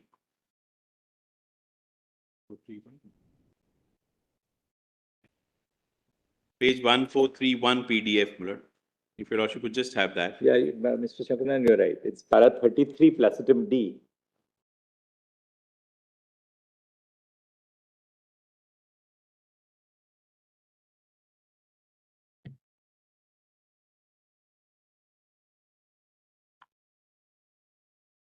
They say the preferential treatment would not tantamount to excluding other classes as total deprivation caused to any of the castes in the list of scheduled castes. It is a case of classification to provide benefit to all and to those deprived of the benefit of reservation, being the poorest of the poor.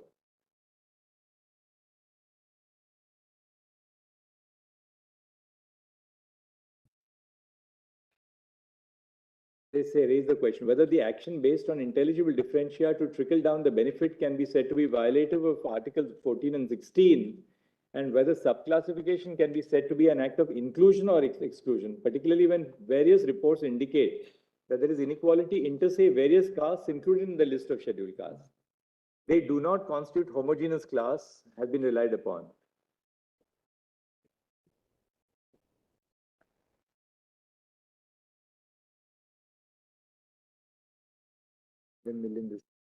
In fact, Lord, in this, they opine that Jarnail Singh lays down the fact that creamy layer is applicable to SC/ST in para 27. If your lordships.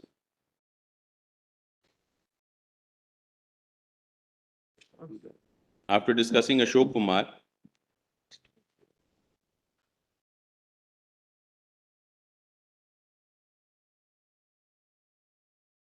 Then they say in para 44 again.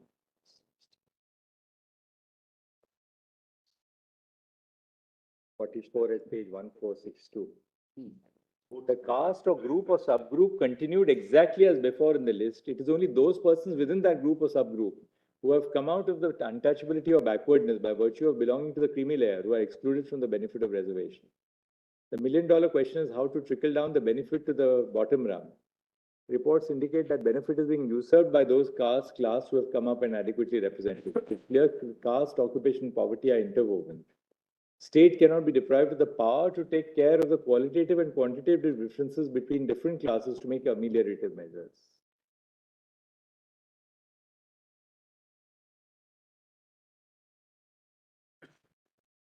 para 46 also, your lordship may have, there is a cry. Yes, para 46 is important. Para 46, there is a cry and caste struggle within the reserved class as benefit of reservation in services and education is being enjoyed.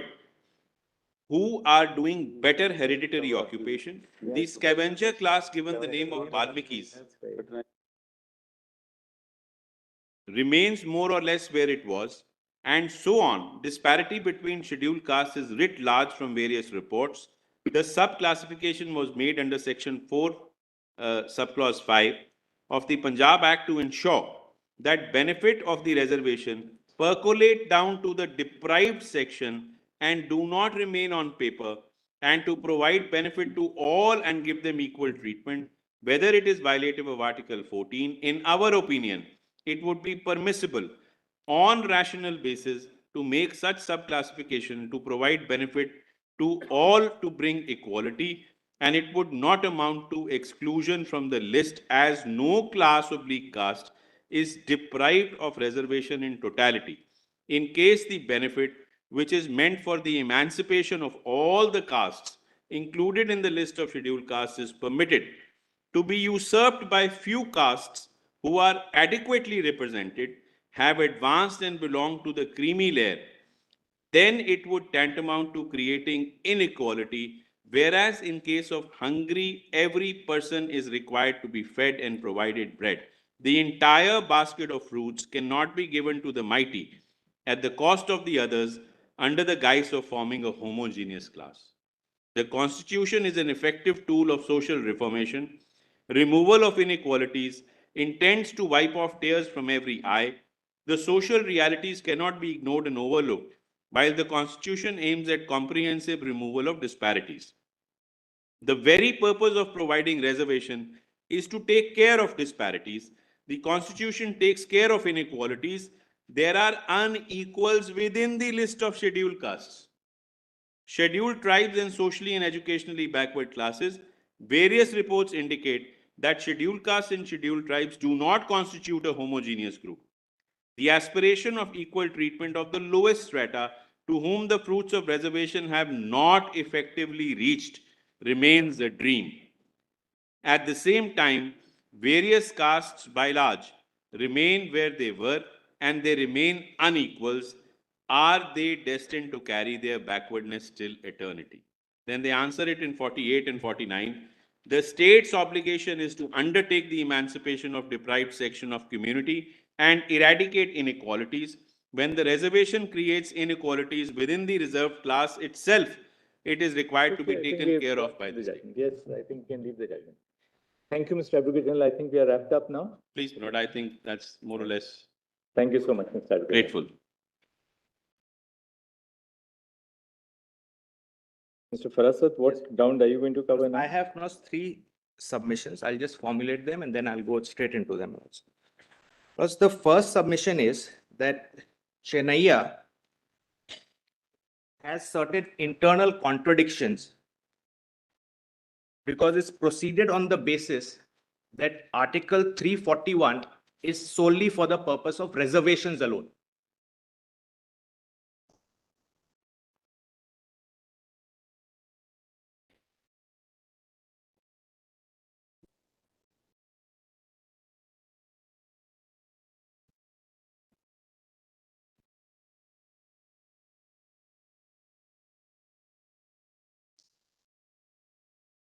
No, it's for the purposes of this constitution. That's correct. So, my lords, the way Chennaiya proceeds, absolutely, I'm so grateful to my lord the Chief Justice. The way Chennaiya proceeds, it in fact says that. All right, you can formulate and then. Yeah, so that's the first formulation. Yes. Well, the second submission is that Article 342A has now been introduced in the Constitution, and that Article 342 capital A has been introduced in the Constitution, and that, read with your lordship's judgment in Jayashree Patil, completely negates the fundamental logic of Chennaiya.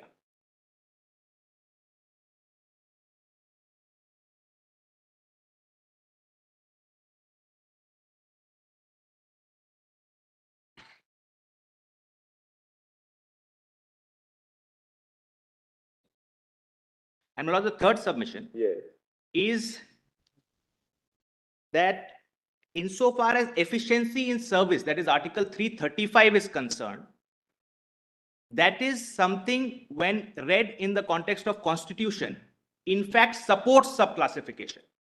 It does not negate subclassification because Chennaiya, because Article 335, the requirement of efficiency in administration of the government, mandates or requires subclassification.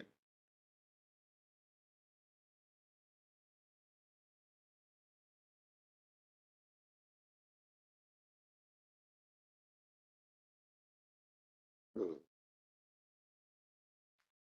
just before I go into each of the points, Malas, there are, if I may submit, there are broadly two approaches your lordships have followed. Malas, this is at the risk of slight oversimplification in matters of reservation.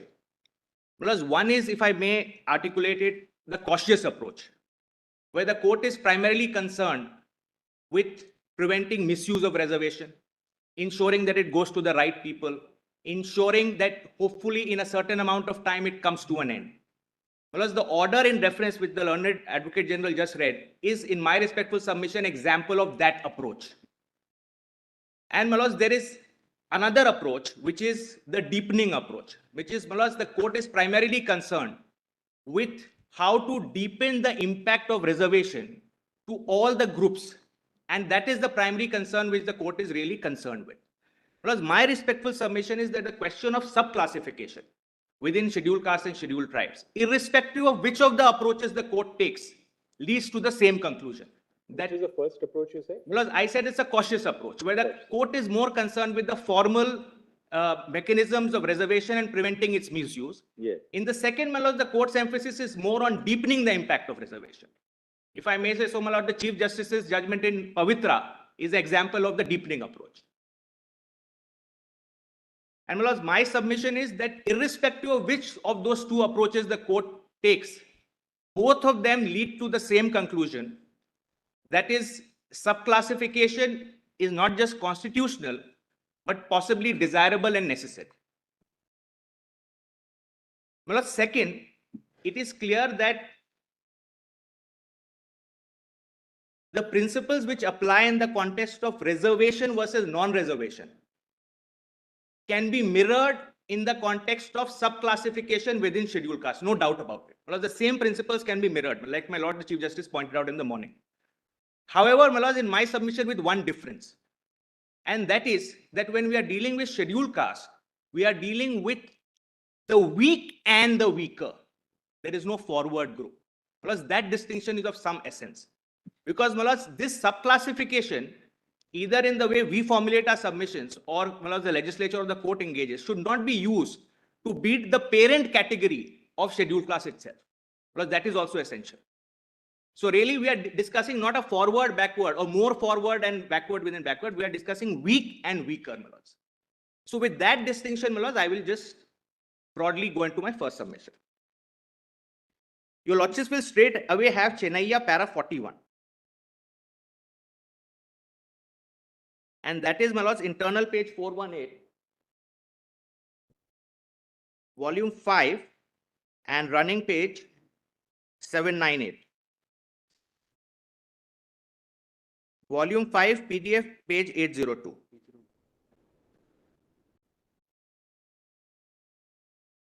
Begins at 801 bottom. Well, this is Justice Hegde speaking for the majority.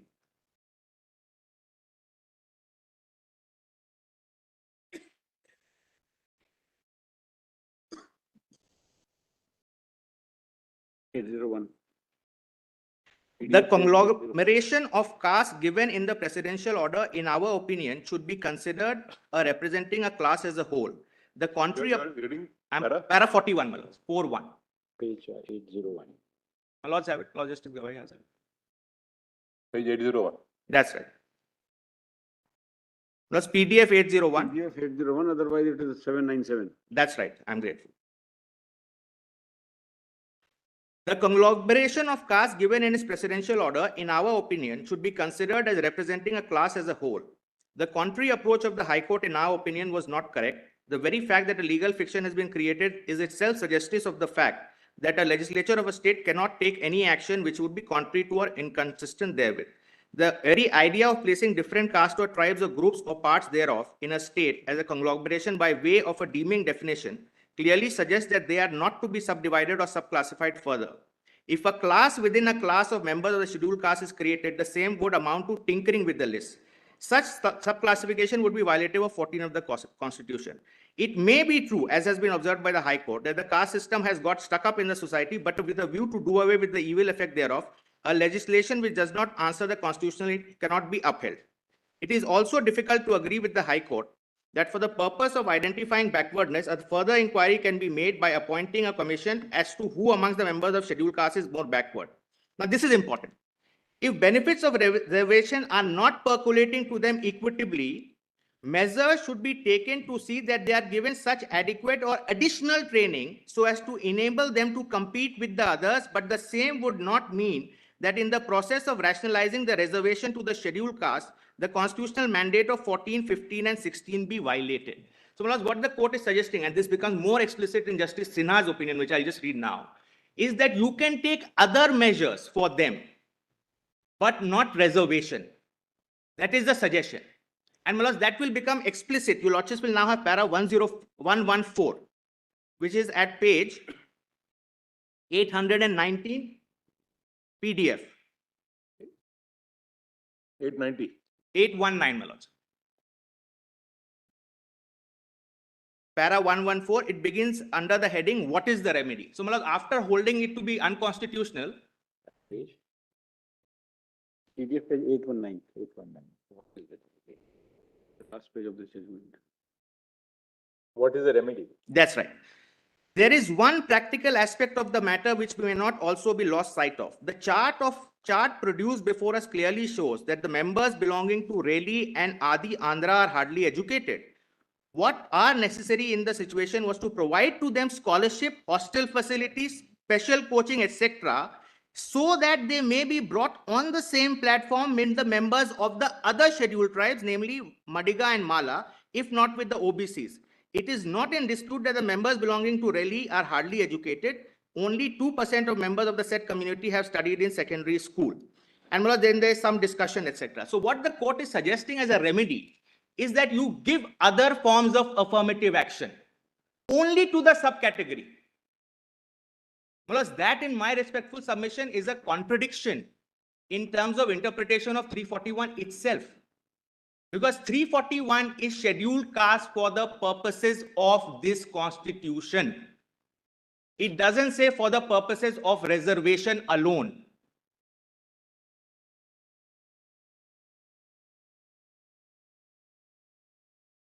So my submission is, in their imagination, the court, the Chinaya court has assumed that 341 is really for reservation. You can do these other things which will not hit 341.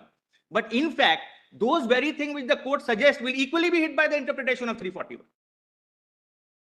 In fact, they are supporting your argument here. In a way, yes, Manoj. So what I'm really saying is that if what the court suggests is possible. And identified them and accordingly dealt with it. Correct. So Manoj, I accept the position that there are more backward among the backward. yes, correct. So factually they concede, the court says that factually the problem exists. And it says But the reservation is not the remedy. reservation is not the constitutional remedy because it's not permissible on account of my interpretation of 341. But at the same time, the court says there is other remedy. What I'm saying is either both remedies are available to me or none are available to me. They couldn't have said that you take this and not the other. That's right. And Manoj, The that, purpose of Article 341 cuts across the Constitution. that's right. It's not- And Manoj, that will become evident when your lordship looks at Article 46. Because for the purposes of this constitution, of course, reservation under 15.4 and 16.4 is one aspect. Now just have a look at 46.4. I know your lordships are aware of it, but just for a moment, have a look at it.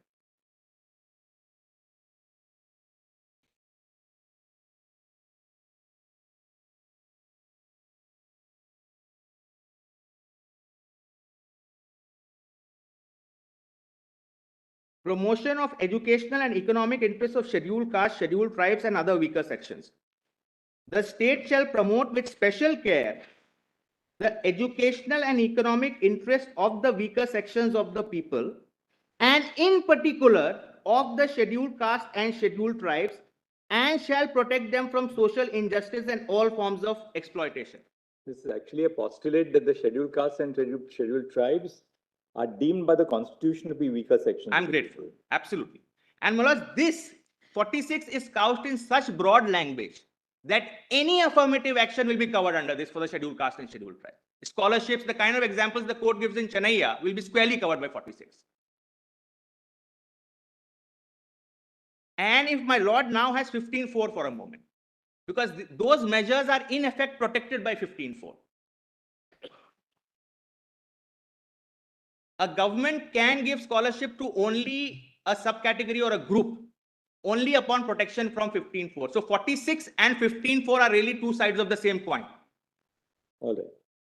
So Manoj, that is my submission, and therefore the logic of Chennai, if applied fully, in fact is in my favor. Manoj, I'm grateful to Justice Nath for that. Manoj, my second submission is that there is a new provision introduced in 2018. And Manoj, that is 342A. Your lordships will just have that provision first.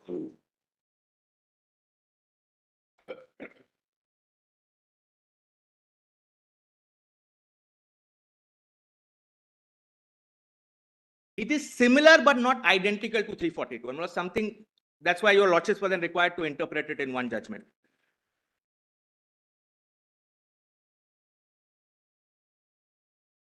(342A) Part 1.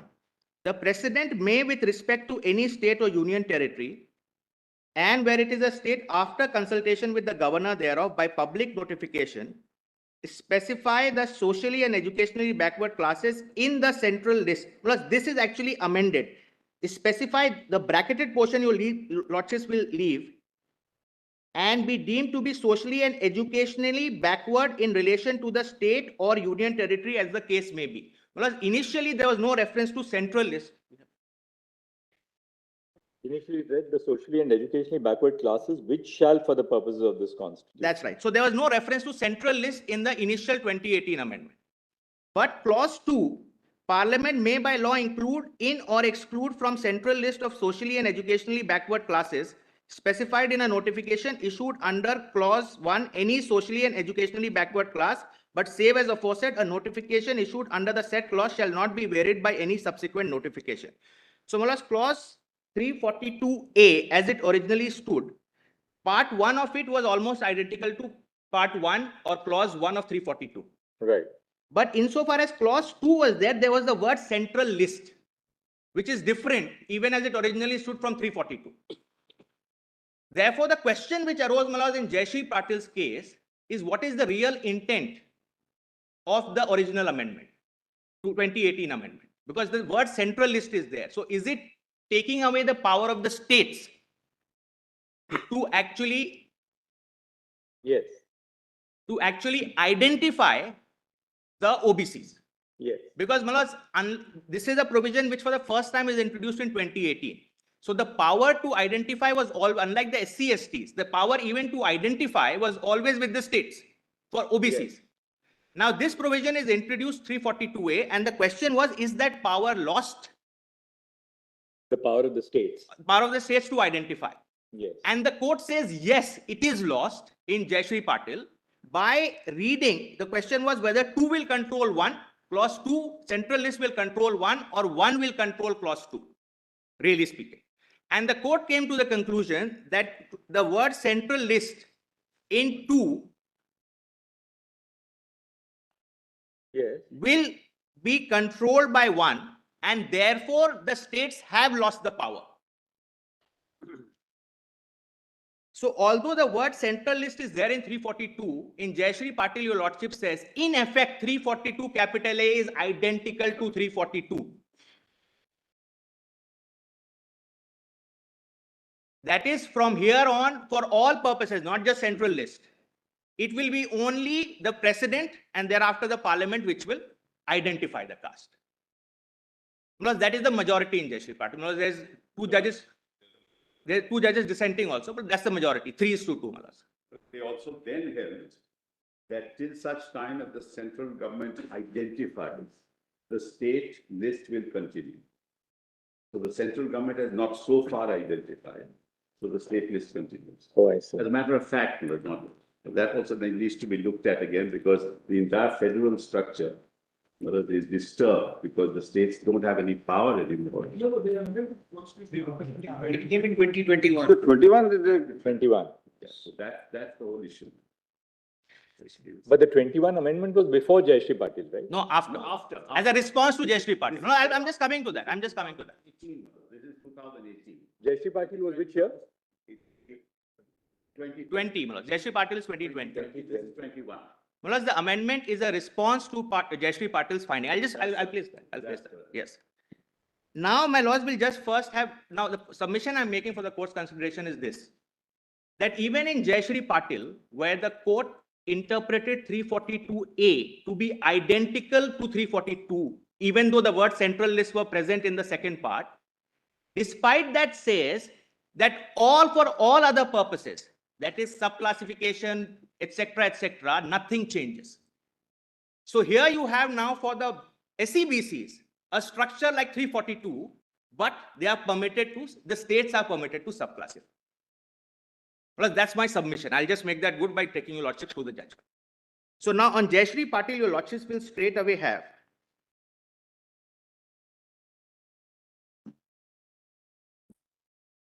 page 1462 is where it begins.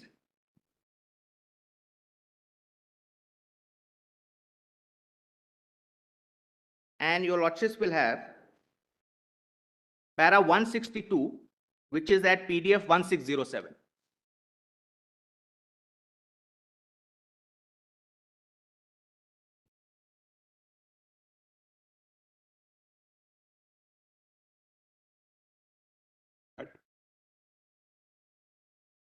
Further, at page number?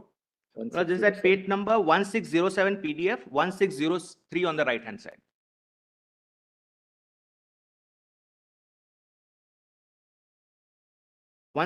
Parliament through the 102nd Amendment clearly intended that the existing legal regime for identification of communities as SC and ST and for inclusion in the list of SC and STs under Article 341 and 342, which had hitherto existed, ought to be replicated in relation to the identification of SEBCs.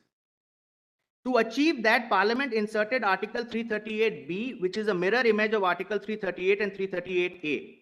The task assigned to the new Commission for Backward Class, which is envisioned as a multi-member commission, are radically different from the duties which were assigned by Parliament to the National Commission for Backward Caste Act. Under Section 9 of the erstwhile NCBC Act, which was repealed just before the commencement of the 102nd Amendment, the NCBC was to examine requests for inclusion of any class of citizens as backward classes in the list, and advice of the Commission was ordinarily binding upon the central government. Section 11 provided for a periodic revision of list. As noticed by Ashok Bhushan J, Article 338B envisions a larger role for the new commission. This commission not only advises the central government but also the states. It is impossible to read Article 338B in isolation from the pre-existing pari materia provisions. It must be interpreted in the light of the two provisions which had existed all this while. 338. Justice Bhatt also concurred with Justice Bhushan. No, Justice Bhushan was in dissent. So he is Right, with Justice Nazir. Yes. So on this point, the majority of this judgment was Justice Bhatt, Justice Nageshwar Rao, and Justice Nazir. And the other two judges are really in a dissent. On this point. On this. For this matter, this is the only point in this judgment which my submission is relevant. Relevant for this. Yes.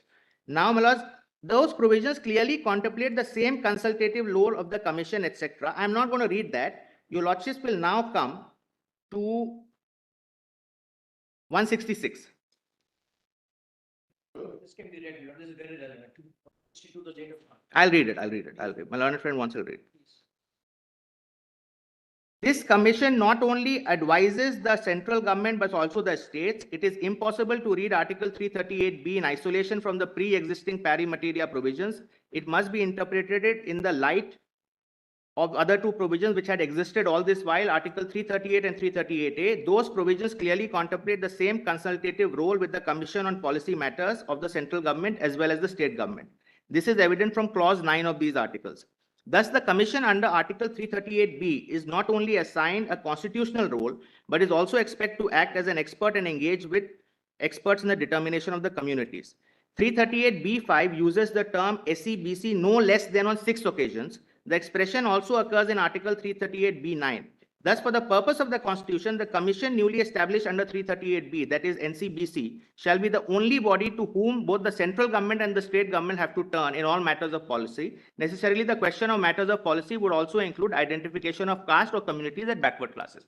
Now, my lords will have 166.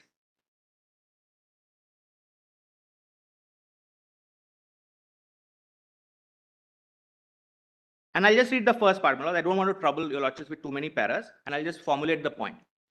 Given the weight of such precedents, which to this court, giving full effect to the newly added provision by adopting the literal meaning in the definition set out in the Constitution, as well as in the amendments to the definition clause, and all of which was noticed the changes brought about through amendments and gave them plain effect, it is difficult to accept that the power of amendment of the Constitution, in accordance with the special procedure set out in 368, was used to bring about cosmetic changes conferring constitutional status. So there were two arguments. One argument was that this 342A, if I may use the word slightly funnily worded in terms of in a difference from 342, was only to confer a constitutional status on the status quo which was legally already present. Right. And the other argument was that no, this actually brings it in line with 342, states lose the power to identify.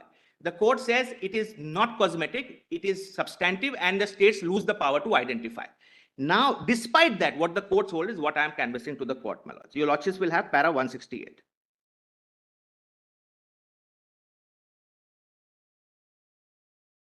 And below plus item E.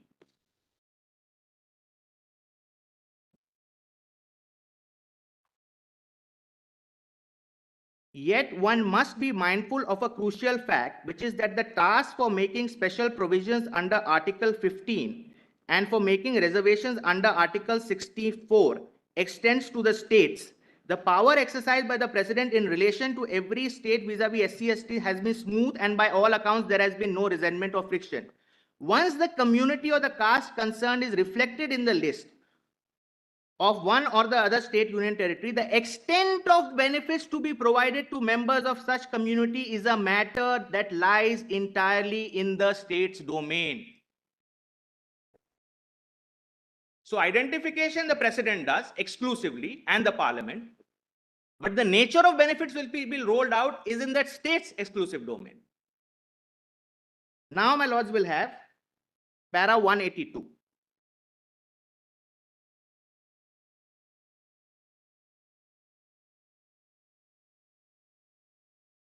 It is at, my lords, page 1616 PDF. This court is also of the opinion that the change brought about by the 102nd Amendment, especially Article 342A, is only with respect to the process of identification of SEBCs and their list. That is the real meaning of 342 as well. Necessarily, the power to frame policies and legislations with regard to all other matters, that is welfare schemes for SEBCs, setting up of institutions, grants, scholarship, extent of reservation, and special provisions under 15.4, 15.5, and 16.4 are entirely with the state government in relation to its institutions and its public services, including services under the agencies and corporations and companies controlled by the state government. In other words, the extent of reservation, the kind of benefits, the quantum of scholarship, the number of schools which are to be specially provided under 15.4 or any other beneficial or welfare scheme which is conceivable under 15.4 can all be achieved by the state through its legislative and executive powers. These powers would include making suggestions and collecting data, if necessary, through statutory commissions for making recommendations towards inclusion and exclusion of caste and communities. So, Malas, that's the second part on even on inclusion and exclusion I can recommend. But once included or excluded, with that category, what is to be done? The entire gamut of things which can be done is still with the state exclusively. So, Malas, this is Chennaiya goes this way, Malas. This judgment, in my respectful submission, goes the opposite way. It identifies that there are two different things, which is the submission we are trying to make to the court. Now, Malas, finally, your lordships will have para 194.5.5. That is at page 1619.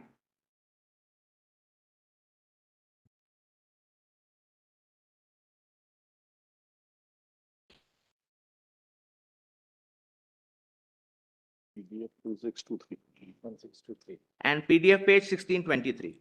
Plus 194.5.5.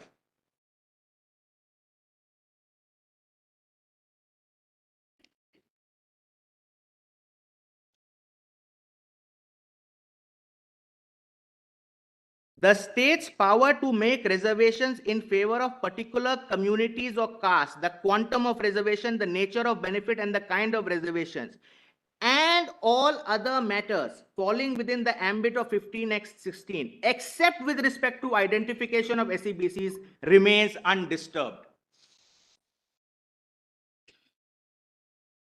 Remains undisturbed, except identification.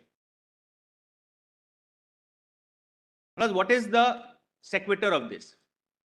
In SEBCs, Malas, there is subclassification already. Your lordships have seen Indira Sahni. Yes. Now here you have a provision which has been read by this court to be identical to 341. And except identification, everything else is left undisturbed. Therefore, Malas, that subclassification power also has been left undisturbed.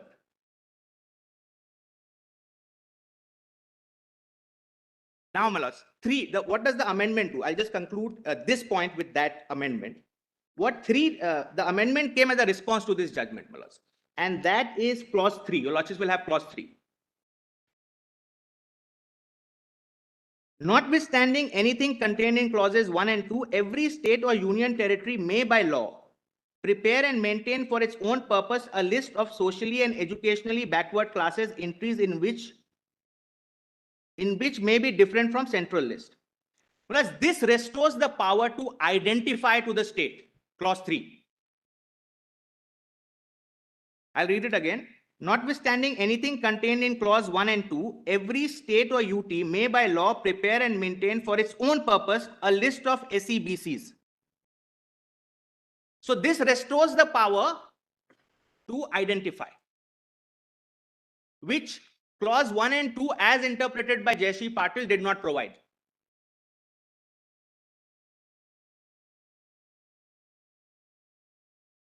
This is brought on 15th of September 21. Correct.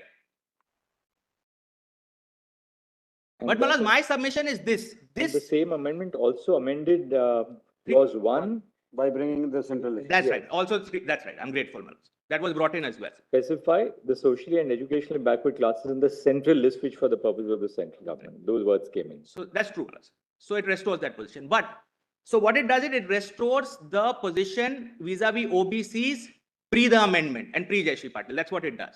But my submission is when the court took it as equal to 342, That is what Jayashree Patil is prior to the amendment. Even at that stage, the court says everything else. Else is left to the That's state. right. And Malaz, that is in contradistinction and complete contrast to the approach Chennai has taken. Right. Malaz, that's the second submission.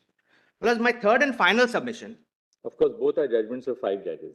Malaz, I will be, and since your lordships are in 7, we will commend Malaz the approach of this judgment to your lordships as opposed to Chennai.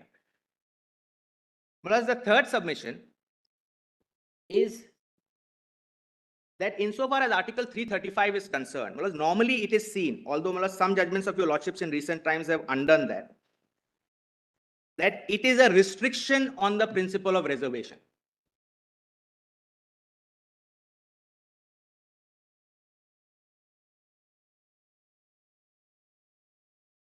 Malaz, I'll just read 335. Claims of scheduled caste and scheduled tribes to services and post.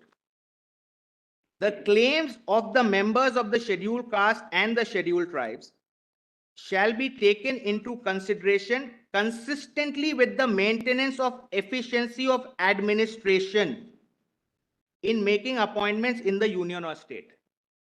Consistent with maintenance of efficiency in administration. In my respectful submission, this provision actually is not a provision which is a limiting principle of reservation, certainly not in government service. And I'll try to make it good. It is in fact an enhancing principle for reservation and subcategorization both.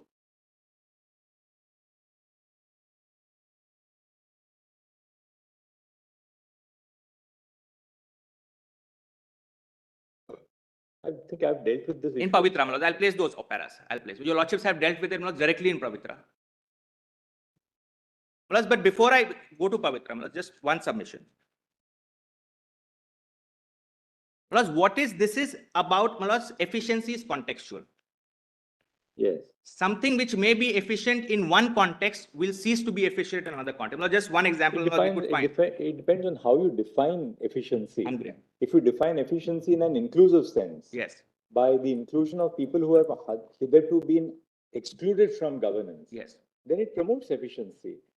Also, putting people from the marginalized communities in important positions of responsibility itself is receptive to the needs of those communities and to the need for inclusion as a social doctrine. And therefore, it's not really something which detracts from efficiency. That's absolutely. And in addition, because the postulate of the Constitution is not that people who belong to the marginalized groups are inefficient and those who belong to the other groups are efficient. And therefore, having more of the reserved categories will detract from efficiency. It's to the contrary. Exactly. So, Malaz, that's there. And in addition, Malaz, this is And efficiency. it is consistent with the need to maintain efficiency in administration. Yes, and efficiency in government administration is what is government administration? Malaz, government, what is government? What is government's business is the people. Malaz, government's business is the people. So when we are talking about efficiency in government administration, diversity by itself promotes efficiency. Malaz, that's my submission for the court's consideration. Efficiency in government administration will necessarily necessitate existence of diversity. Malaz, just example, Malaz, we came across example.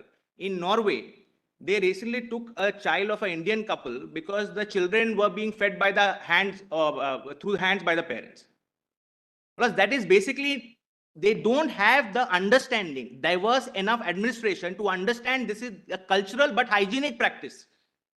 They assume that just because you are using hands, they put the child in foster care. So, Malaz, efficiency in administration will require a certain amount of diversity because otherwise you will have disastrous consequences of this kind of example. There can be many other examples given, even in our context. So, diversity is essential component of efficiency, especially in government administration because you're dealing with a diverse public. You're not dealing with just a section. You're not government of A or B. You're government of everybody. All right. And Malaz, I'll just place the paras in Pavitra. Where is Pavitra? Volume 5A. 25. Page? Malaz, it begins, your lordship will have page 111 PDF, page 111 PDF, para 124.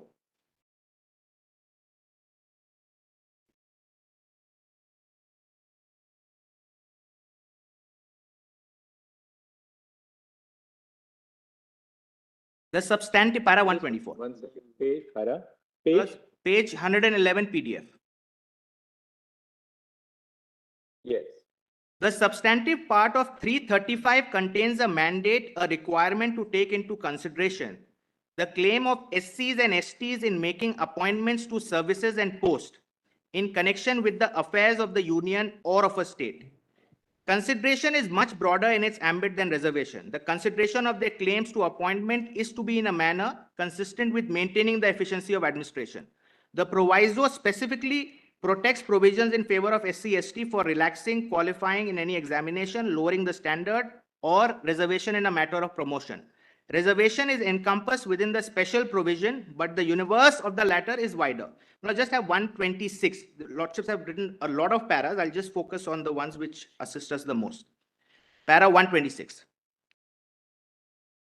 The Constitution does not define what the framers meant by the phrase efficiency of administration. Article 335 cannot be construed on the basis of a stereotypical assumption that roster point promos drawn from the SC/STs are not efficient or that efficiency is reduced by appointing them. This is stereotypical because it masks deep-rooted social prejudice. The benchmark for the efficiency of administration is not some disembodied abstract ideal measured by the performance of a qualified open category candidate. Efficiency of administration in the affairs of the union or of a state must be defined in an inclusive sense where diverse segments of a society find representation as a true aspiration of governance by and for the people. If, as we hold, the Constitution mandates realization of substantive equality in the engagement of the fundamental rights with the directive principles, inclusions together with the recognition of plurality and diversity of the nation constitutes a valid constitutional basis for defining efficiency. Our benchmarks will define our outcomes. If this benchmark of efficiency is grounded in exclusion, it will produce a pattern of governance which is skewed against the marginalized. If this benchmark of efficiency is grounded in equal access, our outcomes will reflect the commitment of Constitution to produce a just social order. Otherwise, our past will haunt the inability of a society to move away from being deeply unequal to one which is founded on liberty and fraternity. Hence, while interpreting 335, it is necessary to liberate the concept of efficiency from a one-sided approach, which ignores the need for the positive effects of the inclusion of diverse segments of society on the efficiency of administration of the union or of a state. Establishing the position of SCs and STs as worthy participants in affairs of governance is intrinsic to an equal citizenship. Equal citizenship recognizes governance which is inclusive, but also ensures that these segments of our society, which have suffered in history, prejudice, etc., are the real voice in governance. Since inclusion is inseparable from a well-governed society, there in our no antithesis between maintaining of efficiency and considering the claims of SC/ST. This formulation, I respectfully submit, should be adopted by your lordships in the 7-judge combination, so that 335 is not seen as a limiting principle to reservation, but as a principle to expand, just like firstly 16.4 was seen as an exception to 16.1 in the initial jurisprudence of this court, and then your lordships have held that 16.4 is actually a facet of 16.1. Similarly, this is also, in fact, a facet, and therefore, insofar as Chinaya, which are two places. Indira Sawhney also rejects the argument that reservation is anti-merit. That's right. That's right. Merit is what they call in one of these books nurtured talent. If somebody doesn't get to, and something called natural talent. I think I've also considered that here. Yes. And how benchmarks and, Yes, your lordships have given a very detailed this thing. I'm not reading all of it. But the principle really is that 335 is not, efficiency in governance is not about efficiency for a particular group or defined in a void. It's not rocket science, particularly in government. When you're dealing with people, efficiency has to mean how does a government really deal with all the people? And if I may submit, we really don't know what real efficiency is because real equality really has not arrived in our government. We will see the true meaning of 335 when we have a substantive equality, and then we'll see what real efficiency is. That's the true meaning of 335. So insofar as Chinaya in some paragraph says that this subclassification will also be contrary to the principle of efficiency. It's neither contrary to principle of efficiency for normal classification or for subclassification. So that's my third submission. Thank you, Mr. Yes. There is, I will not quote it, but we used to read in our NCERT books, Gandhiji's talisman, that whatever you do, you must think of the weakest person. Does that help that weakest person, and all your doubts will disappear. Well, this is one of those instances where what the state is doing is actually helping the weakest person. I'm grateful. Thank you, Mr. Farasat. Mr. Sibal? We start tomorrow morning. We're almost on the envelope. 4 o'clock. All clocks put to this side of the lawyers. I have got the time 2 minutes of. Then see it. Say to the quality minutes, one on this side.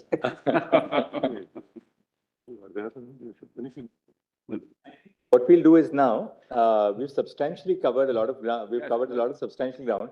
We'll conclude the submissions of this side by lunchtime tomorrow. So that then we can ask the others to, the other side to argue. So if, we'd like to wrap up tomorrow because, we'll see what they have to say after this. So we'll conclude the. Yes, I think so. Not an issue. So just as you leave, maybe the others who have to follow can, between yourselves, ration the time for the people who are. Not an issue. We'll organize that. Great.